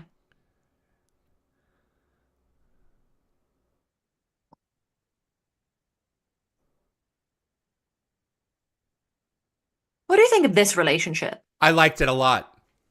Yeah, it's okay. I'm actually trying to figure out what he sees. What he sees. Daniel never got enough action. Yeah, it's as simple as that.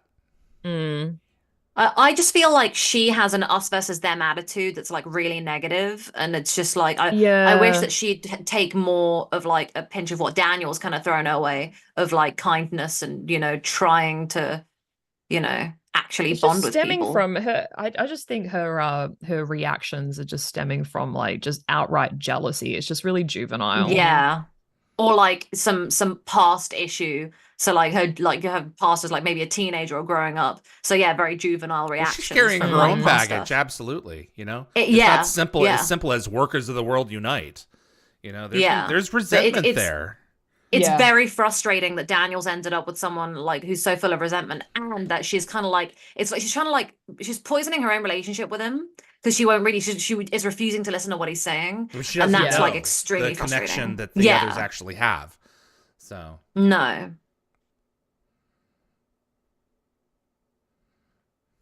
Give it to Teal'c to keep on working his ass off. Toxicity about her. Yeah, Teal'c's a bro, isn't he? God, Junior's offline. Oh, is the symbiote sick? I don't remember.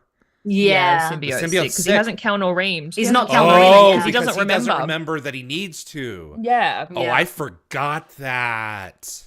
Absolutely. David's rating's about to go up by 1. Maybe 0.5. 0.5. It's good. It's good stuff. Yeah. I like this episode because there's lots of layers of like depth to it, like beneath the surface, there's lots of layers when you get down there. Much like the Earth itself. Like the Earth's crust, yeah. Lots of layers. Yeah. Like ogres. Like onions. I love how Jack just doesn't even hesitate because he's Jack. Yeah. Well, yeah, he's in can-do mode. Whoa. Lockwatcher. The floating ball.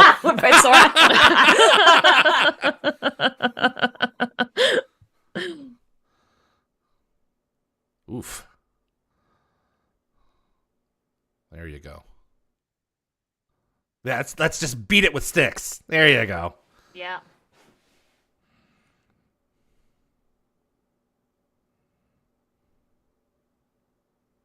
Michael Shanks. Calm down, my guy. Woo! That's one way to fix it. Well, it worked. Yeah. But now, how are you going to have any pressure at all now? Someone stand against it? Yeah. Just Band-Aid. Yeah. Hey, besties. Cute. Honestly, I feel like Daniel's supposed to be this like nerd, right? But then you've got like, and I'm not saying that nerds can't be massively buff, but this is like the 90s, and they deliberately gave him like that dorky kind of like glasses, long hair kind of thing, and it's like they couldn't hold Michael Shanks back from being hot. He started off imitating James Spader and gradually moved away from that. We talked about that in my interview with him. it was always his interpretation of the character, but Oh, it's great. he Like, pulled back from the Spaderisms, pretty quickly, and allowed himself to get buff and the shorter hair and everything. watching him evolve his own character from 90s nerd to like buff hot nerd is honestly such a journey. I love witnessing it, Mm-hmm. I'm so sorry, David. No, His muscles are out the whole episode. I can't. Just most of our commentary is just you lusting after Michael I can't. Shanks. I forget how hot he is sometimes. He was my first crush. He was like my sexual awakening. Oh, that's funny. Ah, a team cute. Oh, when I was a kid, I don't know if I've said this before, but my granddad, I was watching Stargate. May he rest in peace. Died in this room, remind everyone. Wow. It's called Stargate SG-1, and I never knew it was called SG-1, and he came over one time while I was watching it, picked up the box set and went, "Oh, SG-1 is in Stargate 1." And I was like, "Oh." Yeah, it's Stargate 1. Yeah, but I was like 5. Just doesn't have the so, same like, ring to it. Nope. He did the math for me, and it blew my mind. So You were watching this at 5? I was watching Stargate SG-1 at 5, yeah. Wow. I watched it in the most wacky order, and I was definitely too young to appreciate some episodes. Yeah, I knew so, that, but I just didn't remember that you were that young. That's wild. 21 Yeah, I was years still ago. trying to understand the nuances of Sesame Street at 5. Right? Yeah, I wouldn't have been allowed to watch. Well, I guess I might have been allowed to watch this at 5. My dad said it was like, I don't want to watch CBeebies or like any of that kids stuff. Is what the UK has, our kids shows. So he was like, so I want to watch Stargate, and since you want to spend time with me, this is what you're watching. And I was like, all right, Dad.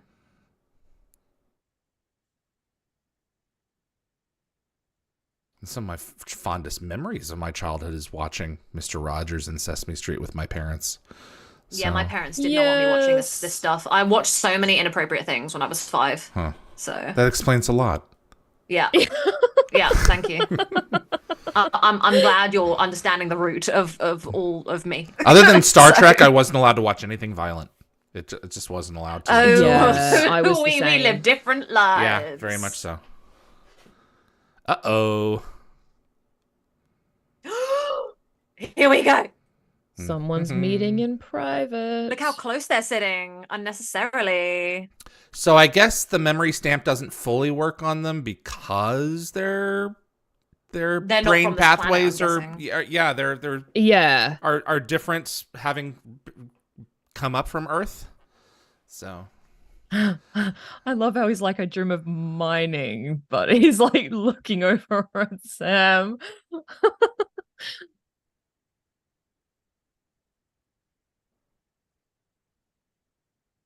when he talks, well, I'll talk about Homer when we get to it. Mm. I thought he was talking about Hammond because Hammond is bald and wears short sleeves. I think it is. I think Probably they're kind is of like a talking about merged Hammonds. memory. Yeah. Yeah. But he's currently talking about how he's dreamt a lot about mining, instead of actually admitting that he's been dreaming about Thera. Yeah. But Yeah. do you guys think in Ooh. Jonah's case it's mine over matter? Oh, Evie! What is it with the dad jokes? Evie's chock full of them. It's unbelievable. Mhm. I'm very impressed. Imagine this scene in black and white, Oh. Yeah.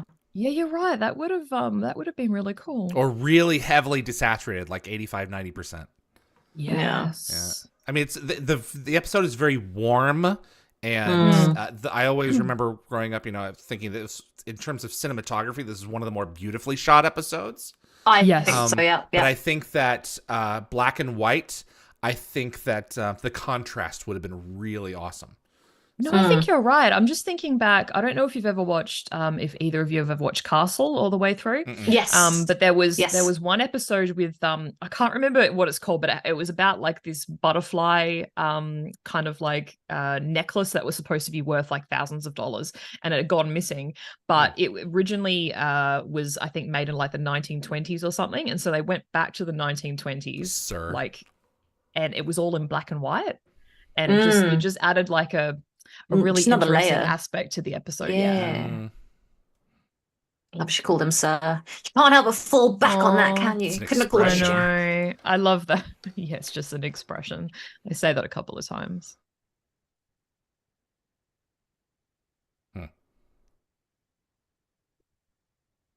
There's Homer. Let's examine this box on the wall. Maybe this box will solve some things for us. There's Terrell. Been a while. Yeah, it has.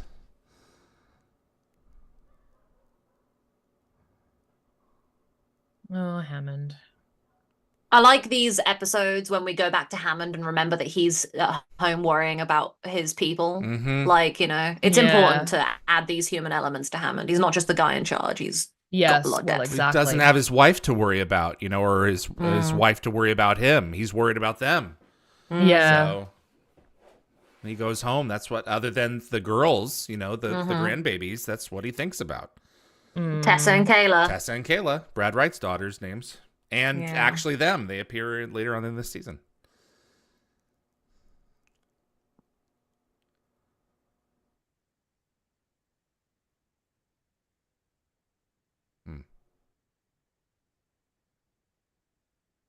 I suspect that we would have had a continuing relationship with this civilization, especially after we helped topple their government. Yeah, I think we'd just be blocking that gated dress right? out of Absolutely. the system. Or get them out of the get them off the planet, you know? Get them somewhere else. So My friend Deborah complained about like Star Trek, about how like their one thing is they couldn't like get involved in other planets' business and like too deep, but then they always did, and they always affected like their future. Yeah. And then, you know, and Stargate does that as well. But with this episode, they have like kind of no choice because they're trapped and like they've literally been kidnapped. So like that's their reaction, like, is to try and find the truth. And like sadly, them being lied to and manipulated kind of pushes them to have a human reaction of you know, telling the truth. Do you see Daniel there? Yeah. Daniel gave Carter some extra bread. Yeah, because he's super cute. I did notice that. I was going to say as well, David, I'm giving you a warning that you need to look out for Peter. Okay. Oh. Roger. Naked. Oh, yeah, you look, Sam. Yeah, you look. It's dreams for you. So there's a moment in this episode that really bothers me because like the guy behind him with the white bowl finishes his food, and then Jack like is having like a dome memory, wants to take the bowl with no food and gives the guy his bowl with food still in it, like right now. Because he just because he really just needs it, so he's but like bruh, you finish your food and then make the trade. Like it always bothers me. Don't ask me why. Like, look, that guy is having such a good time eating Jack's rations. I think he's just. I think he was just done. How can you be done with that slosh? That means something. I don't know.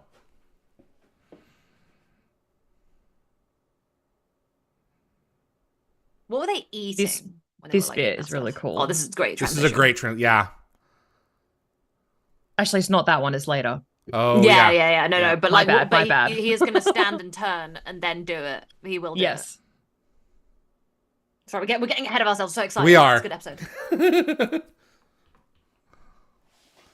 Lockwatcher. I think I used to sell Tupperware in a different life. That's funny.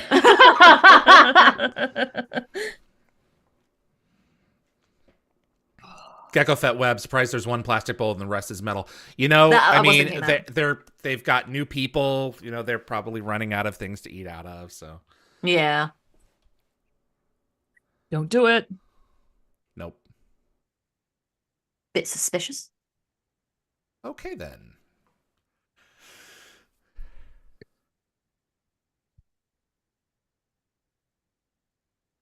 Just give him back, honestly. Yeah, they have no way of knowing what his needs are. If they just gave SG-1 back, they might not have gotten like properly involved the way they did. They completely destabilized everything, but they didn't want to give them back. So silly. It is very silly, like very silly and arrogant of the people of this planet to do what they do. Oh yeah, Teal'c, look at you. Yeah, boo. I think it's interesting. He doesn't remember that he's a Jaffa, but he still remembers to apply his makeup. Oh, yeah, true. Oh, here we go. Here you go. Here's your scene.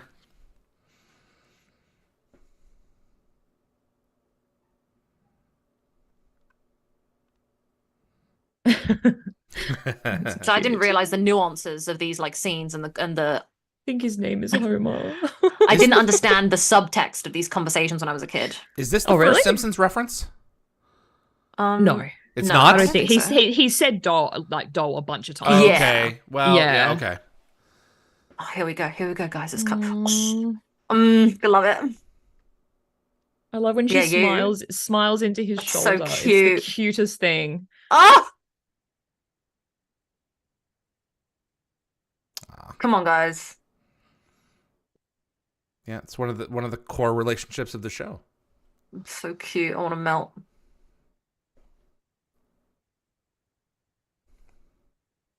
How much older is he to her? 16 years. Yeah, I think. So cute. It's hilarious. Yes. Oh my god.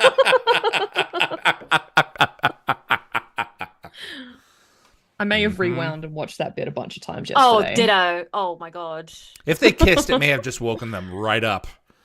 Yeah. Oh my god. You know what I would have wanted actually? Like I've seen like the Vampire Diaries do this. I would have loved Stargate to do this, where like they kiss and they just like remember everything about their past lives. Yeah. And then we see flashbacks to all their like cute little oh my god, I would have melted. Lost has a actually, beat like that in the end, where kisses actually wake the characters up to previous information. Love it. It might be a little bit too fairy tale. Yeah. How dare you say it's too fairy tale for Sam and Jack? Oh my god, Yvie. Workers die. Jeez. Including alien workers. Also, if you guys when the camera spins around and you get to look outside the window with Calder, there's a building that looks exactly like a giant Dalek. No, really? Really? Look. Oh yeah. In many respects, for sure. I didn't see Peter DeLuise. Did I miss him? No. Okay. You haven't missed him. Well, you gave me a heads up like 5 minutes ago. Yeah, I wanted to make sure that you were keeping an eye out. I'm trying. Because it was like a few minutes away.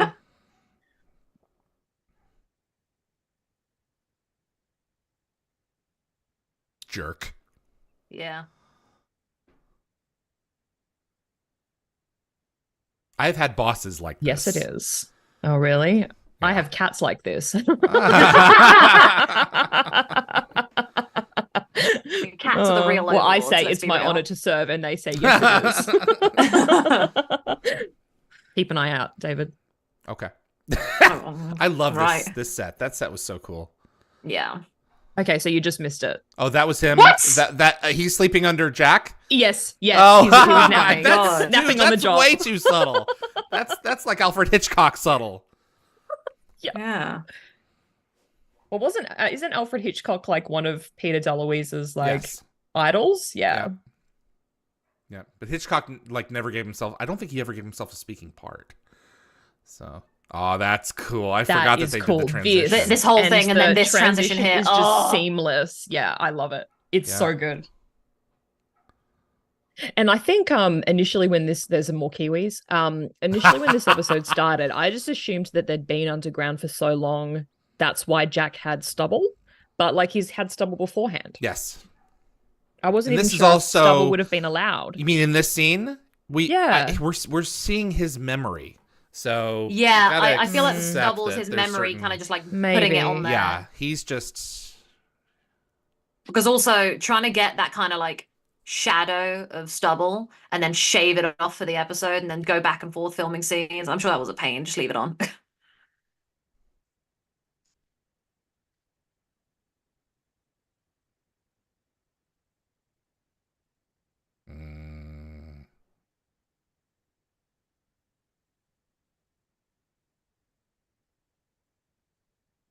Doesn't mean it's right though. It doesn't mean there's not another way.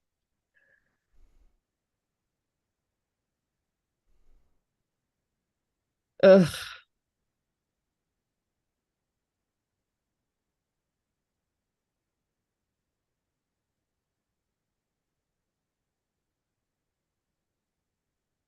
Uh-oh.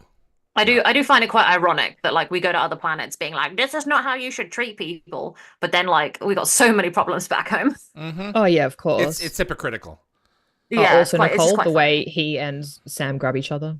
Oh yeah. Oh, here we go. Yeah, keep touching. Uh-oh, here we go. Obsessed.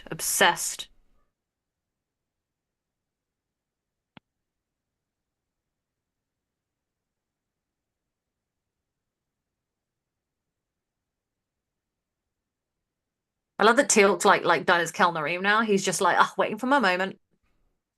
Yes. Uh-oh. I like this guy. This guy was like figuring stuff out like along the way. Well, they're all Like, trapped, so they're all banging around in the Yeah. dark trying to figure out what's going on. Sus. I love it. Like how long did they really think they were going to get away with this? Yeah. I don't remember if she helps or not, and I'm really interested to see what happens. Oh, really? She does, yes. Nicole, damn Sorry. it. Sorry. It's all right. I should have known. Kelnorim. There we go. Like that's why she brought them up, because she wants to tell them the truth. Uh-huh.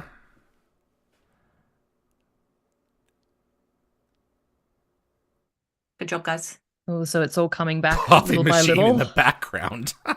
Really? Doesn't remember. He doesn't know that he has to do it. He does now. Yeah, there it is.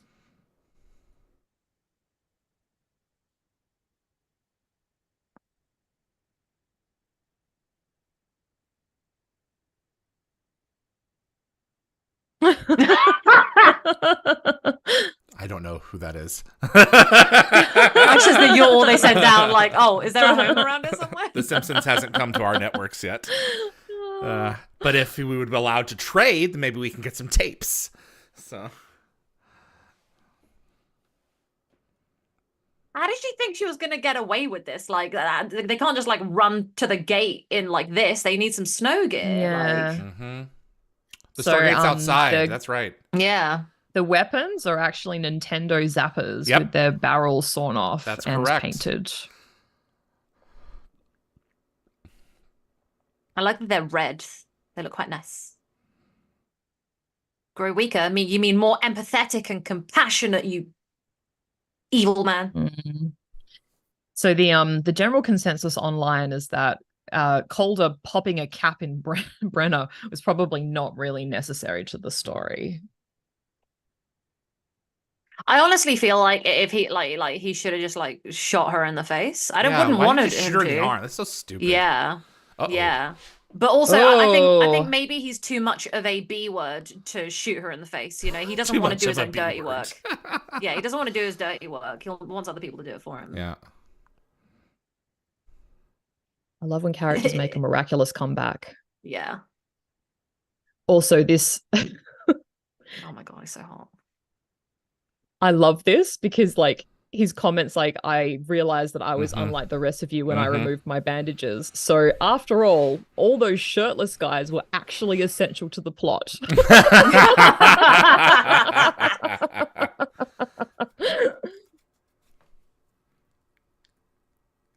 So I don't like guns, right? Because obviously I'm English and I just, I've grown up in a country without guns.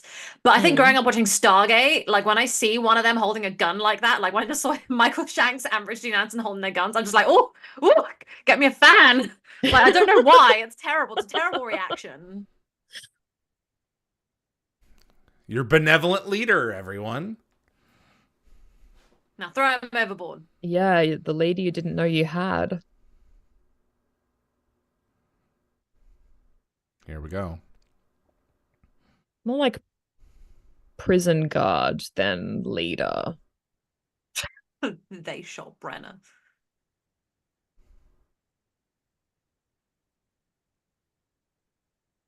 Yep.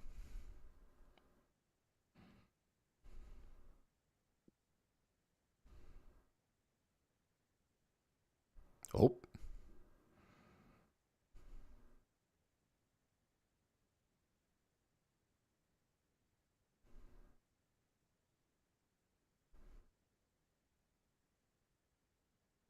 Transferred, yeah. This was a dangerous move on my. Well, I love how I they don't all think look this up at the gun would have falling done glass. it. I don't think it would have been enough. Yeah. That's an awfully thin pane of glass if that's the case. I Yeah. don't know. Yeah. Nicole, I always think of that Chandler quote from Friends. I think it's quite relevant when he says, "Remember when I had corneas?" Yeah.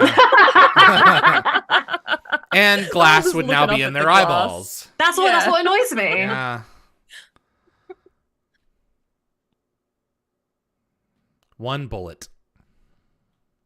One bullet ends your entire civilization. Look, unless what you you do guys say, something big to and act density, no. really fast Dome. to maintain some Yeah, kind you need of to balance. sort this out. Yeah, because the machines still need to work. Yeah. But everybody, everybody in the civilization, they need like 1 or 2 days down there. That's the only way you can make it work. Everyone just takes a shift.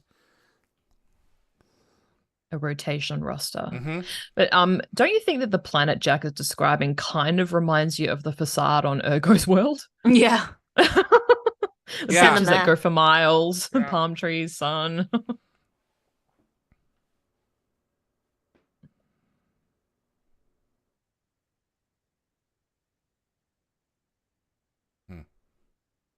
Me and Evie's like favorite sad moment is coming up. Oh, I know. It's just a flesh wound. Yeah, go get a job back at the SGC. She could be dead. Yeah, exactly. Here we go. Very smart. Blah. Hmm.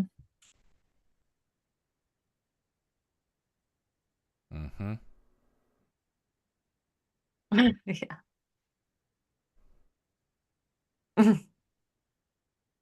Yeah, as are the reason you guys can't beat it. Oh, yes, sir. Oh, I know. I love him here when he says, sir.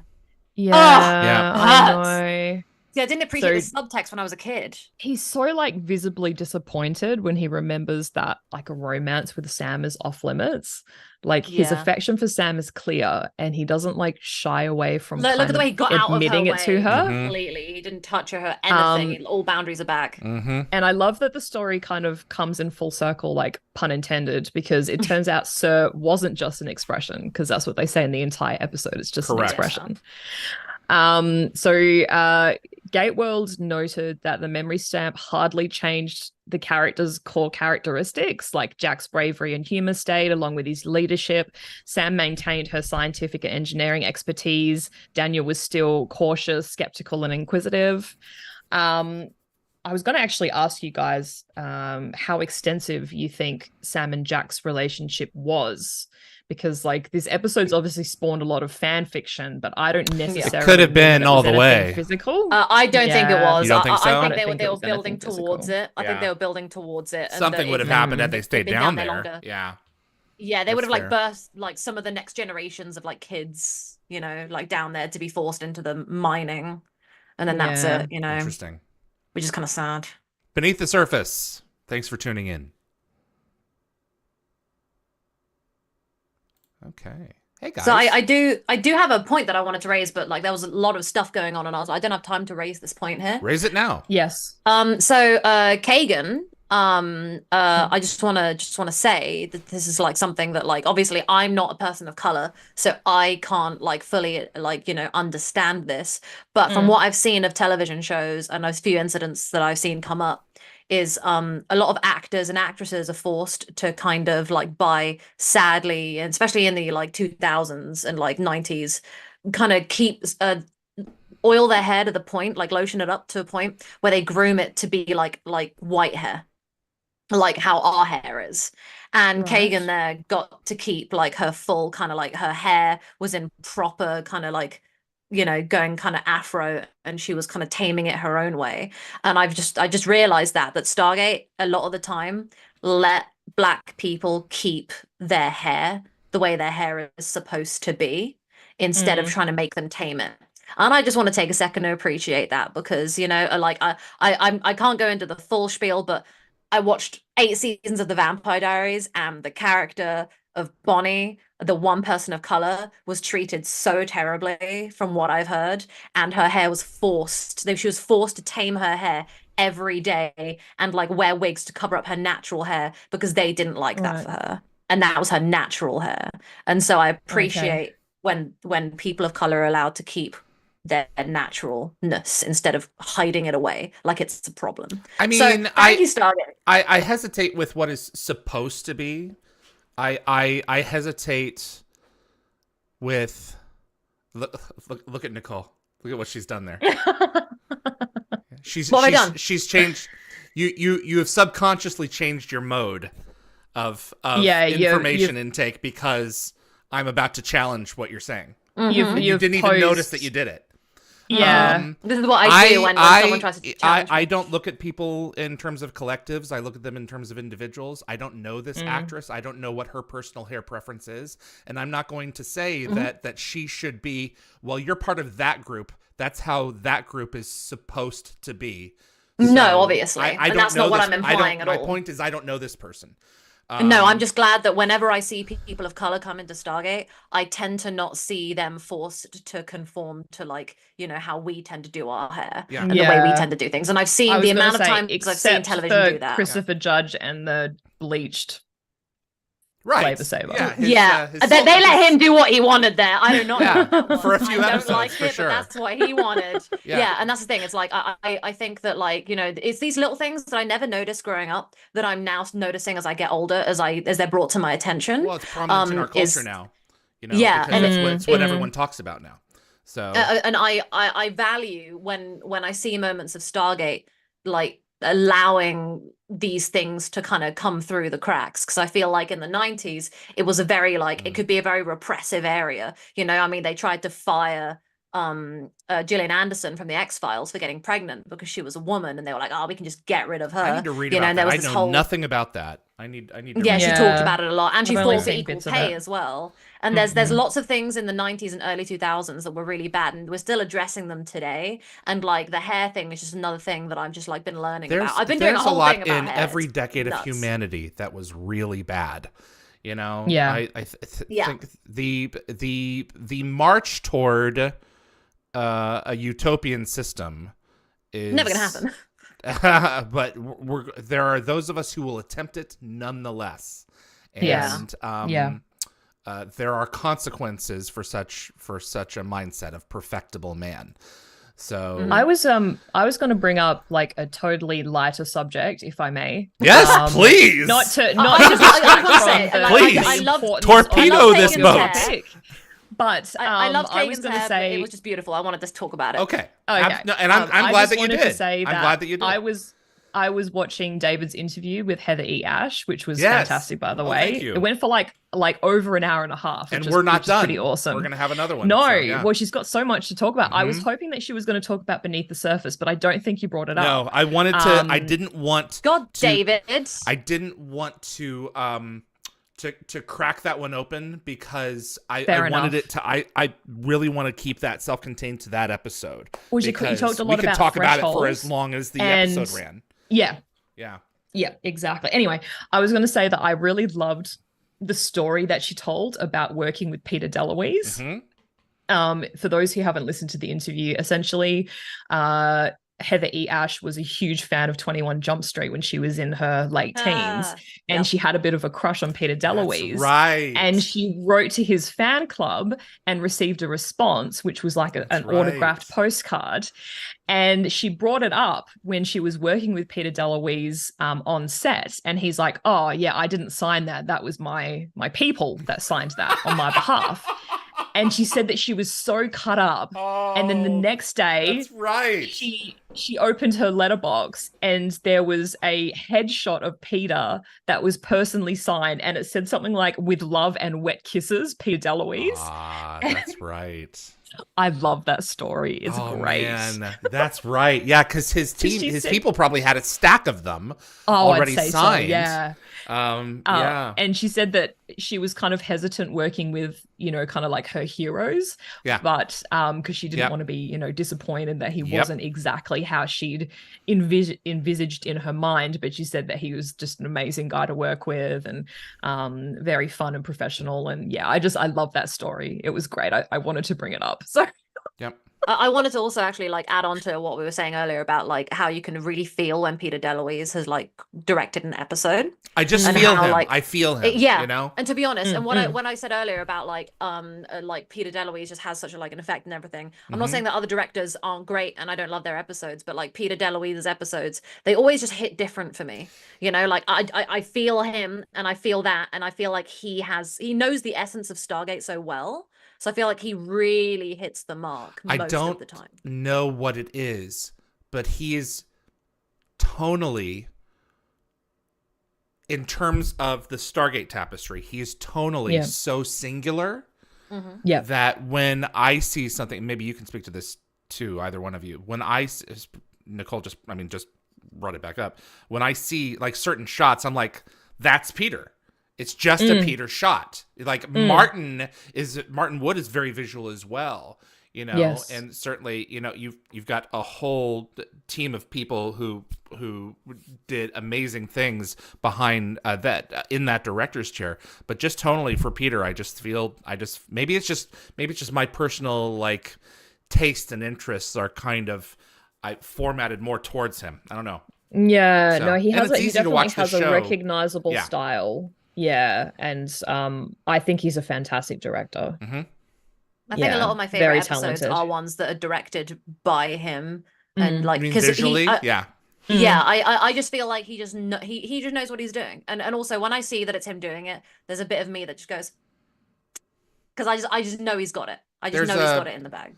Where's the word there's a it's not carefree or anything like there is a Effortless? he's definitely put effort into it. Yeah. I can't determine the word that I want, but there's just He's just really synchronized there's a really texture well with the show. to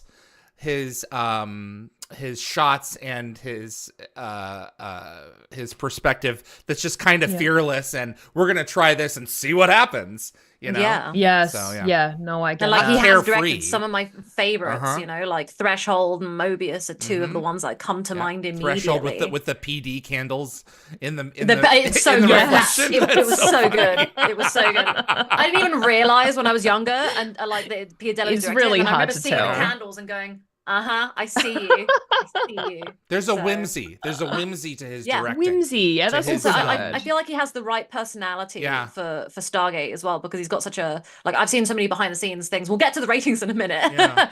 But I like the behind the scenes of the episodes. You can really Yes. see the family dynamic Uh-huh. with everyone, but Uh-huh. in particular something Yeah. about Peter. Yeah. The fact that he brought in his dad Yeah. and his brother Yeah. and his Uh-huh. wife. I feel like maybe he doesn't take himself too seriously, and that Yeah. kind of But- and every time interprets in the camera. I don't Right, know. but none of them like really do. But there's just something about Peter that's all in his own class, and I can't put my. There is a whimsy to it. There is a. Man, I sound He's like got a I'm flair. totally what like I'm kissing going to his say to ass, try and but say I'm that is, not. I feel like he's just so compatible. He Like, just knows what Stargate he is like just his- knows what he is. They're just Yeah. so You in know? sync. Yeah. It's like Yeah. perfect. You know, he's the perfect parasite. He's the perfect Tok'ra symbiotic relationship. Perfect symbiotic, not parasitical. It's I love that you symbiosis. said the perfect parasite. Yeah, I gotta You say have it. a perfect parasite. Kind of sounds Yes, like it's like that a really one. bad compliment. Well, don't we all have those tiny mites on our faces, which are technically all little parasites that live on us? And we yes. can't Ray get rid of them? Wood. It must have been a Paper hoot like having Dom DeLuise as your dad because Peter inherited his sense of humor. Yeah. And Yeah. I Yeah. think probably with it came a certain degree of fearlessness to, oh, let's try this.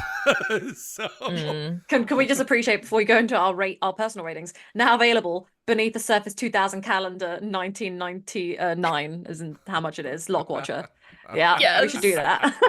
Yes, thank you. So how do we rate these episodes, guys? Well, this oh episode. man. Okay.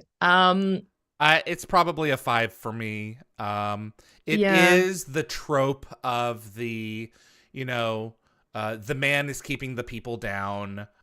Yes. Sooner or later, Stargate would have had to have done an episode like this.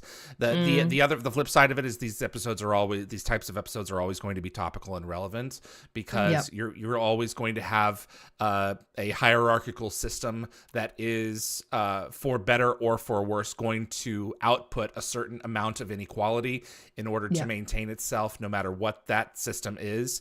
The trick is to make a system that has that as minimal as possible. Some people may disagree with that, but I think that the episode explores those facets cleanly, and pretty fairly, while at the same time letting our characters speak for themselves while they're working their way through the conundrum of what's occurred to them, i.e., memory stampage. So I would give it a 5. Yeah. Yeah, What say y'all? You raise like a good point, that this is the thing I always think about. Like, so humanity, like we are never gonna be perfect, and we're always striving for the perfect society. And as much as that would be glorious, it's never gonna happen, and it would be kind of boring, to be honest, because conflict makes, lives interesting. Yeah, no, we push Not that I things want any over just to conflict. see what will happen. Yeah, So, and it's just we can't help but like just cause chaos for ourselves. uh-huh. It's like ingrained into us. Mm-hmm. I wish that we had a world that was perfect. Like in a way, I wish there was less suffering. I wish, but that's never gonna happen. But I do think there's a level of like, yeah, the best we can do is try and just make it as not crap as possible, Mm-hmm. and that's it. And yeah, Mm-hmm. I do feel after what you've said as well, like the main villain was very annoying in that he was just very It's like one dimensional, and I'm Yeah, gonna that was chew gonna on Heather a little bit that's about what I was that. gonna Like, say. if you were Yeah. gonna do that now, would you have? I think it's my same issue with Jim Cameron with the Avatar films. The humans they're just evil, and Yeah. it's is there? Well, I are you love afraid Avatar. to? I'm Here not are my saying that it's not Legos. good. There you go. Oh. I'm sorry, are you afraid to even remotely make your villain relatable? Because if your Yes. villains are flat, what do you have the heroes to push up against? I'm sorry. No, I do kind of agree with that. Yeah. Yeah, It's the that's struggle that makes the magic. it's a Yeah. complicated episode. I guess that's why, like, again, comparing like to the other side, why the other side was so good, because like these people were like, space racists and not very nice, but they were like they weren't necessarily like really awful people. They're just like they are what their upbringing is. They've been taught this existence. That's the hard this horrible conversation to thing. have. Yeah, and It's really not to hard excuse the conversation. behavior, but it's to say, okay, No. where did this come from? Yeah, and it's Because like bigotry is taught.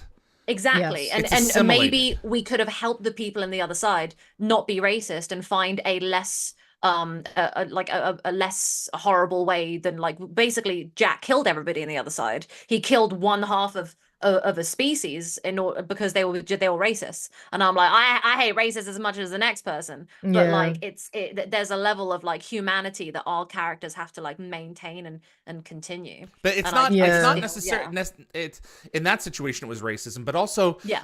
Look at India with the caste systems over there Yes. for a long period of time. You have an entire civilization of homogenized people, and yet there are caste systems internally where you cannot be there because you are this. You look just like me, but you are from this group. I mean, but technology and advancement and productivity can generate peace. How familiar are you with the story of Northern Ireland with the with John DeLorean? Not very. Not very. Okay, so the DeLoreans were created. They were assembled in Northern Ireland. Right. You had both Catholics and Protestants working together side by side in those factories to create those cars. It brought them together in a way that many people couldn't think possible when they were needed to fulfill the job, and their poverty level was diminished as a result, and they fought less. So those tensions, I think, are still there to this day in some respects, but the productivity made those issues less of an issue. So. Yeah, that's the thing. So like with the other side comparatively, it's like there's so many differences between individuals, and working together and trying to make a better space for people is the best that we can kind of hope for in the end. Like it's that is at least achievable. Baby steps, progress. Yeah, it's and the struggle that's most important. Yeah, and beneath the surface, the main guy, like, he's just a D word. He just sucks. He just sucks. He sucks the D word. You're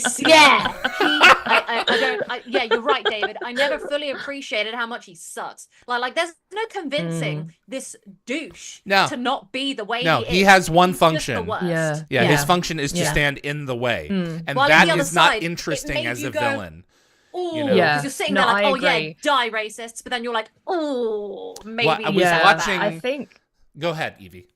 Oh no, that you go on. You're on But a. it's unrelated. But let me Oh, just say okay. real quick. I was watching season 1 of The Boys, and Oh. Homelander was so flat. I'm like, oh my god. I've only seen season Yeah. 1 so far. I haven't seen the rest of it yet. He's just a complete psycho. I don't like him. But because it's just, like, I yeah. want, like, why is he this way? And near the end of the first season, he has a You kinda get flashback to him being mistreated. And it's like, okay, now I get it.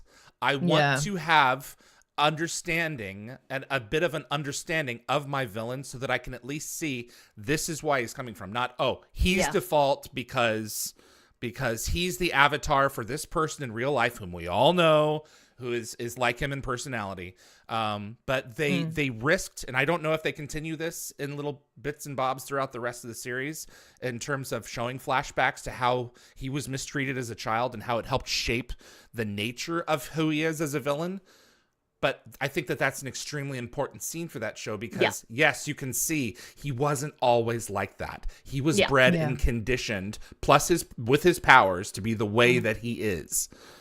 Yeah. And I think that it's bold for storytelling to do Your that. worst nightmare. You what? Yes, I know. I think so. I know that I need to avoid that show because of the gratuitous It's a hard show to violence. watch. What were you gonna add on? Oh, the plane sequence. I don't even want to talk about how messed up that was. with the little boy looking out the window. Oh, that was so really bad. intense. Yeah. Yes, Evie. What were you gonna say? Did you even give your rating, Nicole? No, I haven't done it yet. You go ahead with your rating. Yeah, we've had a good time. Five. Yeah, Good time. Yeah, almost a 6. I was going to be the same. I have to kind of rein in my shippiness because you know that's only appreciating one aspect of the episode. I think if I appreciate it as a whole, you're right about Calder as a villain. He is very one-dimensional, and villains are not black and white like that.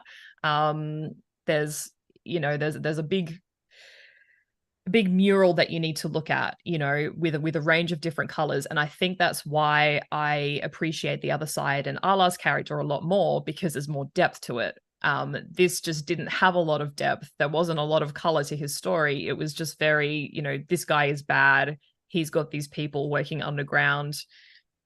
End of story. Yeah, workers die. That's one of the things. Exactly. Yeah. So and it's one of the things that I want to talk with Heather about. It's like, if you had more time in the episode, would there have been a different situation where we would have seen a little bit more?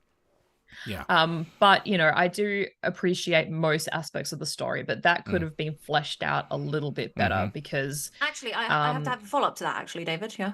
Carry on, because I like how in the other side, how we were conditioned to think of Allah in a certain way. We just felt bad for him for like the first 3/4 of the episode, and then it spins on its head and you're like, wait, okay, I didn't see it this way. He's actually 100% racist. And then you just like, I have to change my mindset. So that was done, I think, a lot better than this was.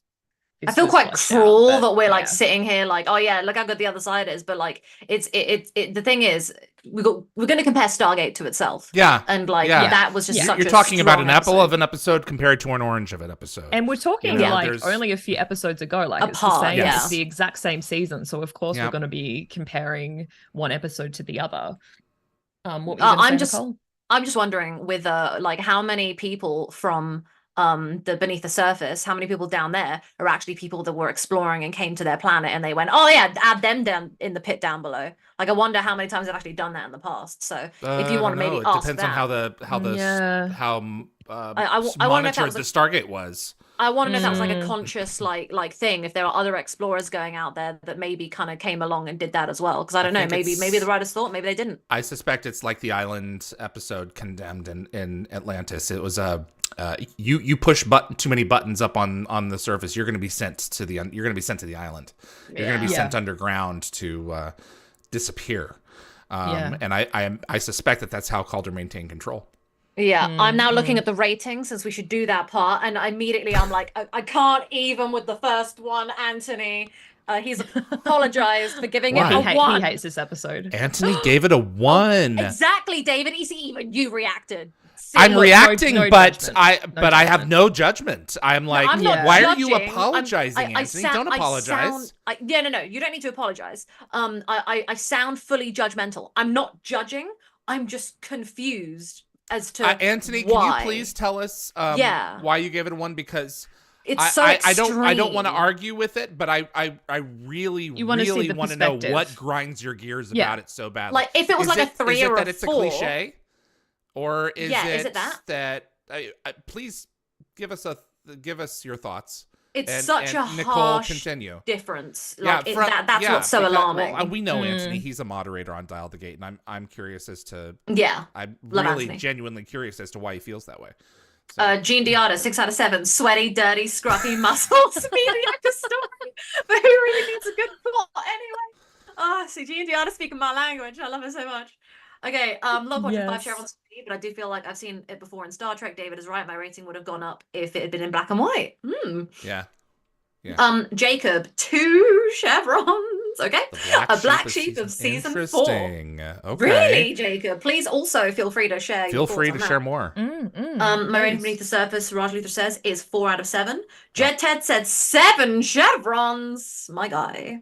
Okay. Gecko Fett says 5 out of 7. Becca says 6. I really enjoy it. Becca, we're closer this time. I appreciate that. Robin Christensen, 4 chevrons again from me. Look, Dave, I'm going to do this every time with Becca. Why does that matter? Why because Becca? it does, because Becca and I agree 90% of the time. Oh, okay.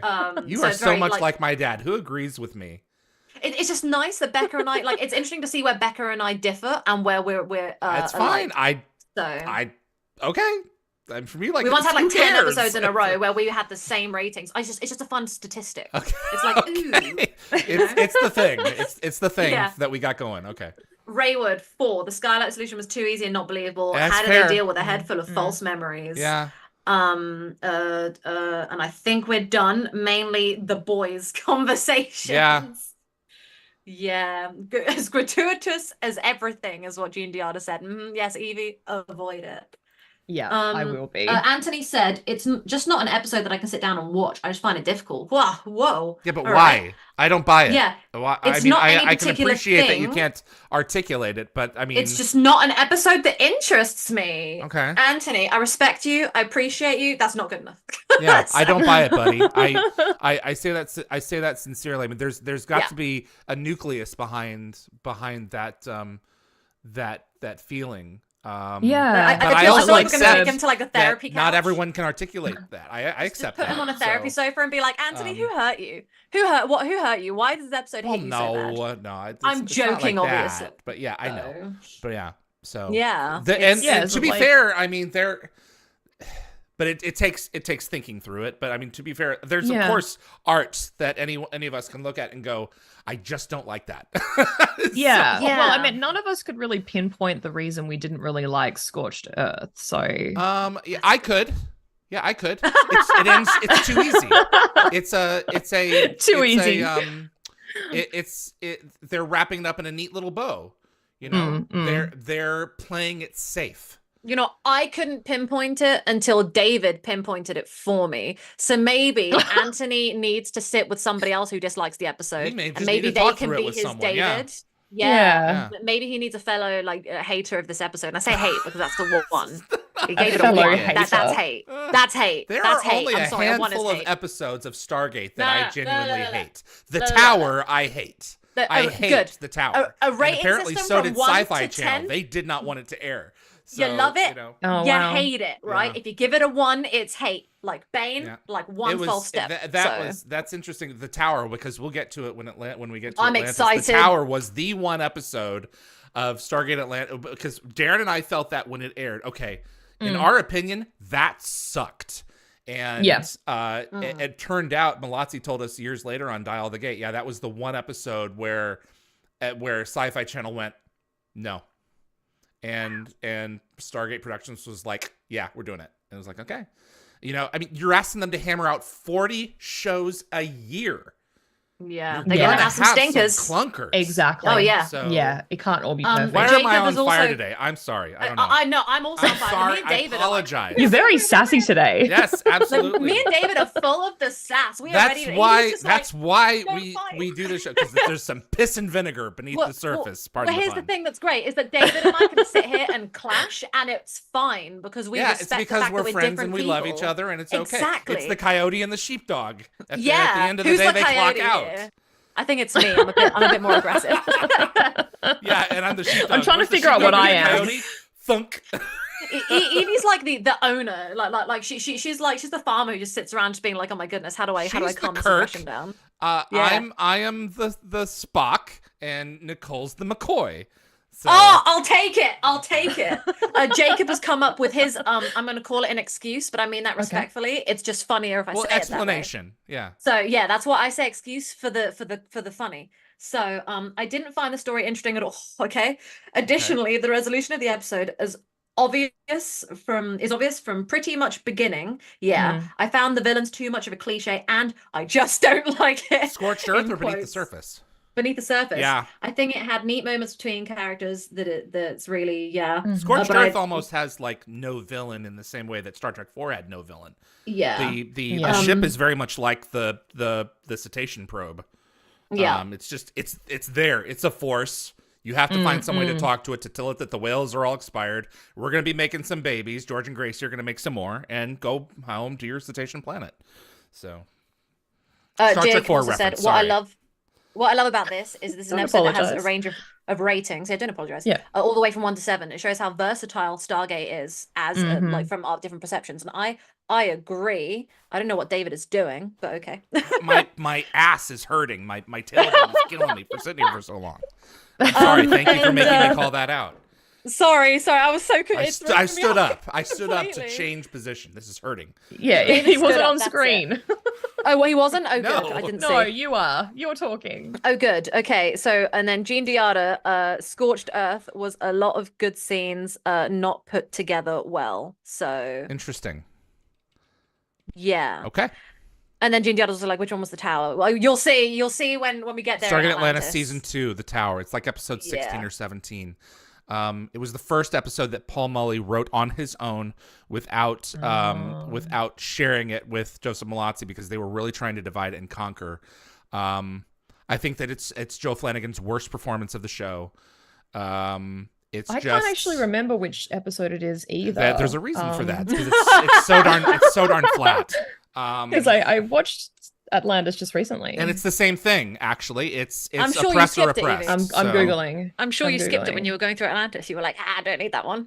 Yeah. You know, we it all has do a 7.1 out of 10 rating on It's cartoony. IMDb. So there. And I love Paul. I love Paul Mully. I think, but I mean, you know, it's just even Brandon Braga himself, who wrote Star Trek Voyager's Threshold. Yeah, he wrote like 250 shows. You know, again, you're gonna have a clunker here and there. So Look what just said. So Nicole does not like going through the Stargate. Then those are my lesser episodes for sure.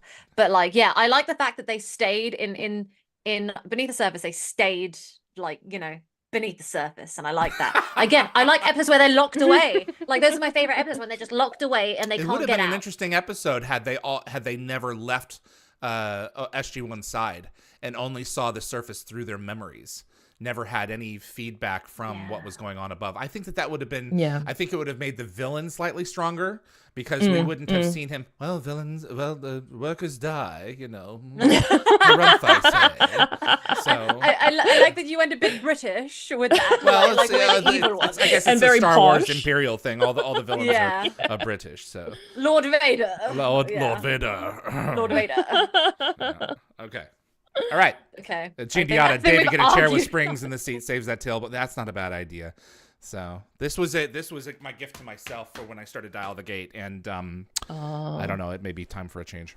So I got Yeah, mine I from sit with a Argos. pillow underneath my you tuchus. took us. Yeah. There we go. So I'm trying to have fight off a none. cat. So excuse me. Twisty. Yeah, he really wants Twisty cuddles, but is he's like so- coming so at the naughty. weirdest angle. God, guys, we've gone on for 2.5 hours. I got to get rolling. Yeah, I have a fish we've- to feed. We have done like a lot of yakking. This is good. It was weird how argumentative that episode ended up being across the board. I love it. I feel like Nicole, she wasn't able to talk so much at the start of this That's episode. what I was thinking. She was That's catching exactly up. what I was thinking. She had all these words she needed to get through. That's what I was thinking. Yeah. Okay, cool. Gotta meet your quota. Yeah. Well, I knew that something was wrong because I was like, "There's air here. There's dead air." Yeah, I and then know. it was like, There's "Oh, usually- it's Nicole. She's not here. the loud one's gone. The loud one is gone." The loud one. That's funny. Oh god. Okay. Well, yeah, we've we retained should... our concurrent viewers, so apparently we are. You know what? Arguing works. So Click guys, that let's like just button if you haven't. There's 17 of find you watching reasons. right now. There's 10 likes. You know who you are. But Please it give really us does likes. help promote and expand the show. We're never going to have a large crowd here. This is Dial But the we Gates, like the our little crowd. redheaded It's a stepchild. small, But intimate we've audience, got, but it's more fun good that way. dedicated group. We can get drinks Yeah. at GateCon if that ever happens If that again. ever happens. So I appreciate you all tuning in. You guys have any final thoughts before we go? No, I just had a good time arguing. I know you do, Nicole. I know you do. Well, I didn't even like mean for it to go that way. It just became No. that way, and it's like, oh, No, it's great. So yeah. Yep. So I just Maybe- wish I was better at arguing. you're fine. So, don't but need to you argue, have darling. a much more neutral demeanor. So Yeah. that's all there is to it. You can take either side on this. Yeah. So I'm trying to figure out if being neutral is a compliment or an insult. Ask Switzerland. It's a compliment. So Oh, they're pretty I will ask Switzerland. there we go. All right, gang. We are the Wormhole Extremists. We really appreciate you tuning in. We'll be back next week for a couple more episodes. Keep it on dialthegate.com for the complete schedule. I may be asking us to take a break later on this month because I'll be quite possibly be out of town. So That is keep an alert for that. I'm going to go see a SpaceX launch on February 22nd. So I may be off for the Oh, that's an 25th or whatever excellent that is. excuse. So yeah, it's a manned launch. Send selfies. Yep, I will. All right. You guys take care of yourselves. We will see you soon. Cute. Bye, everyone. Thanks, guys. Bye. Thank you. Bye.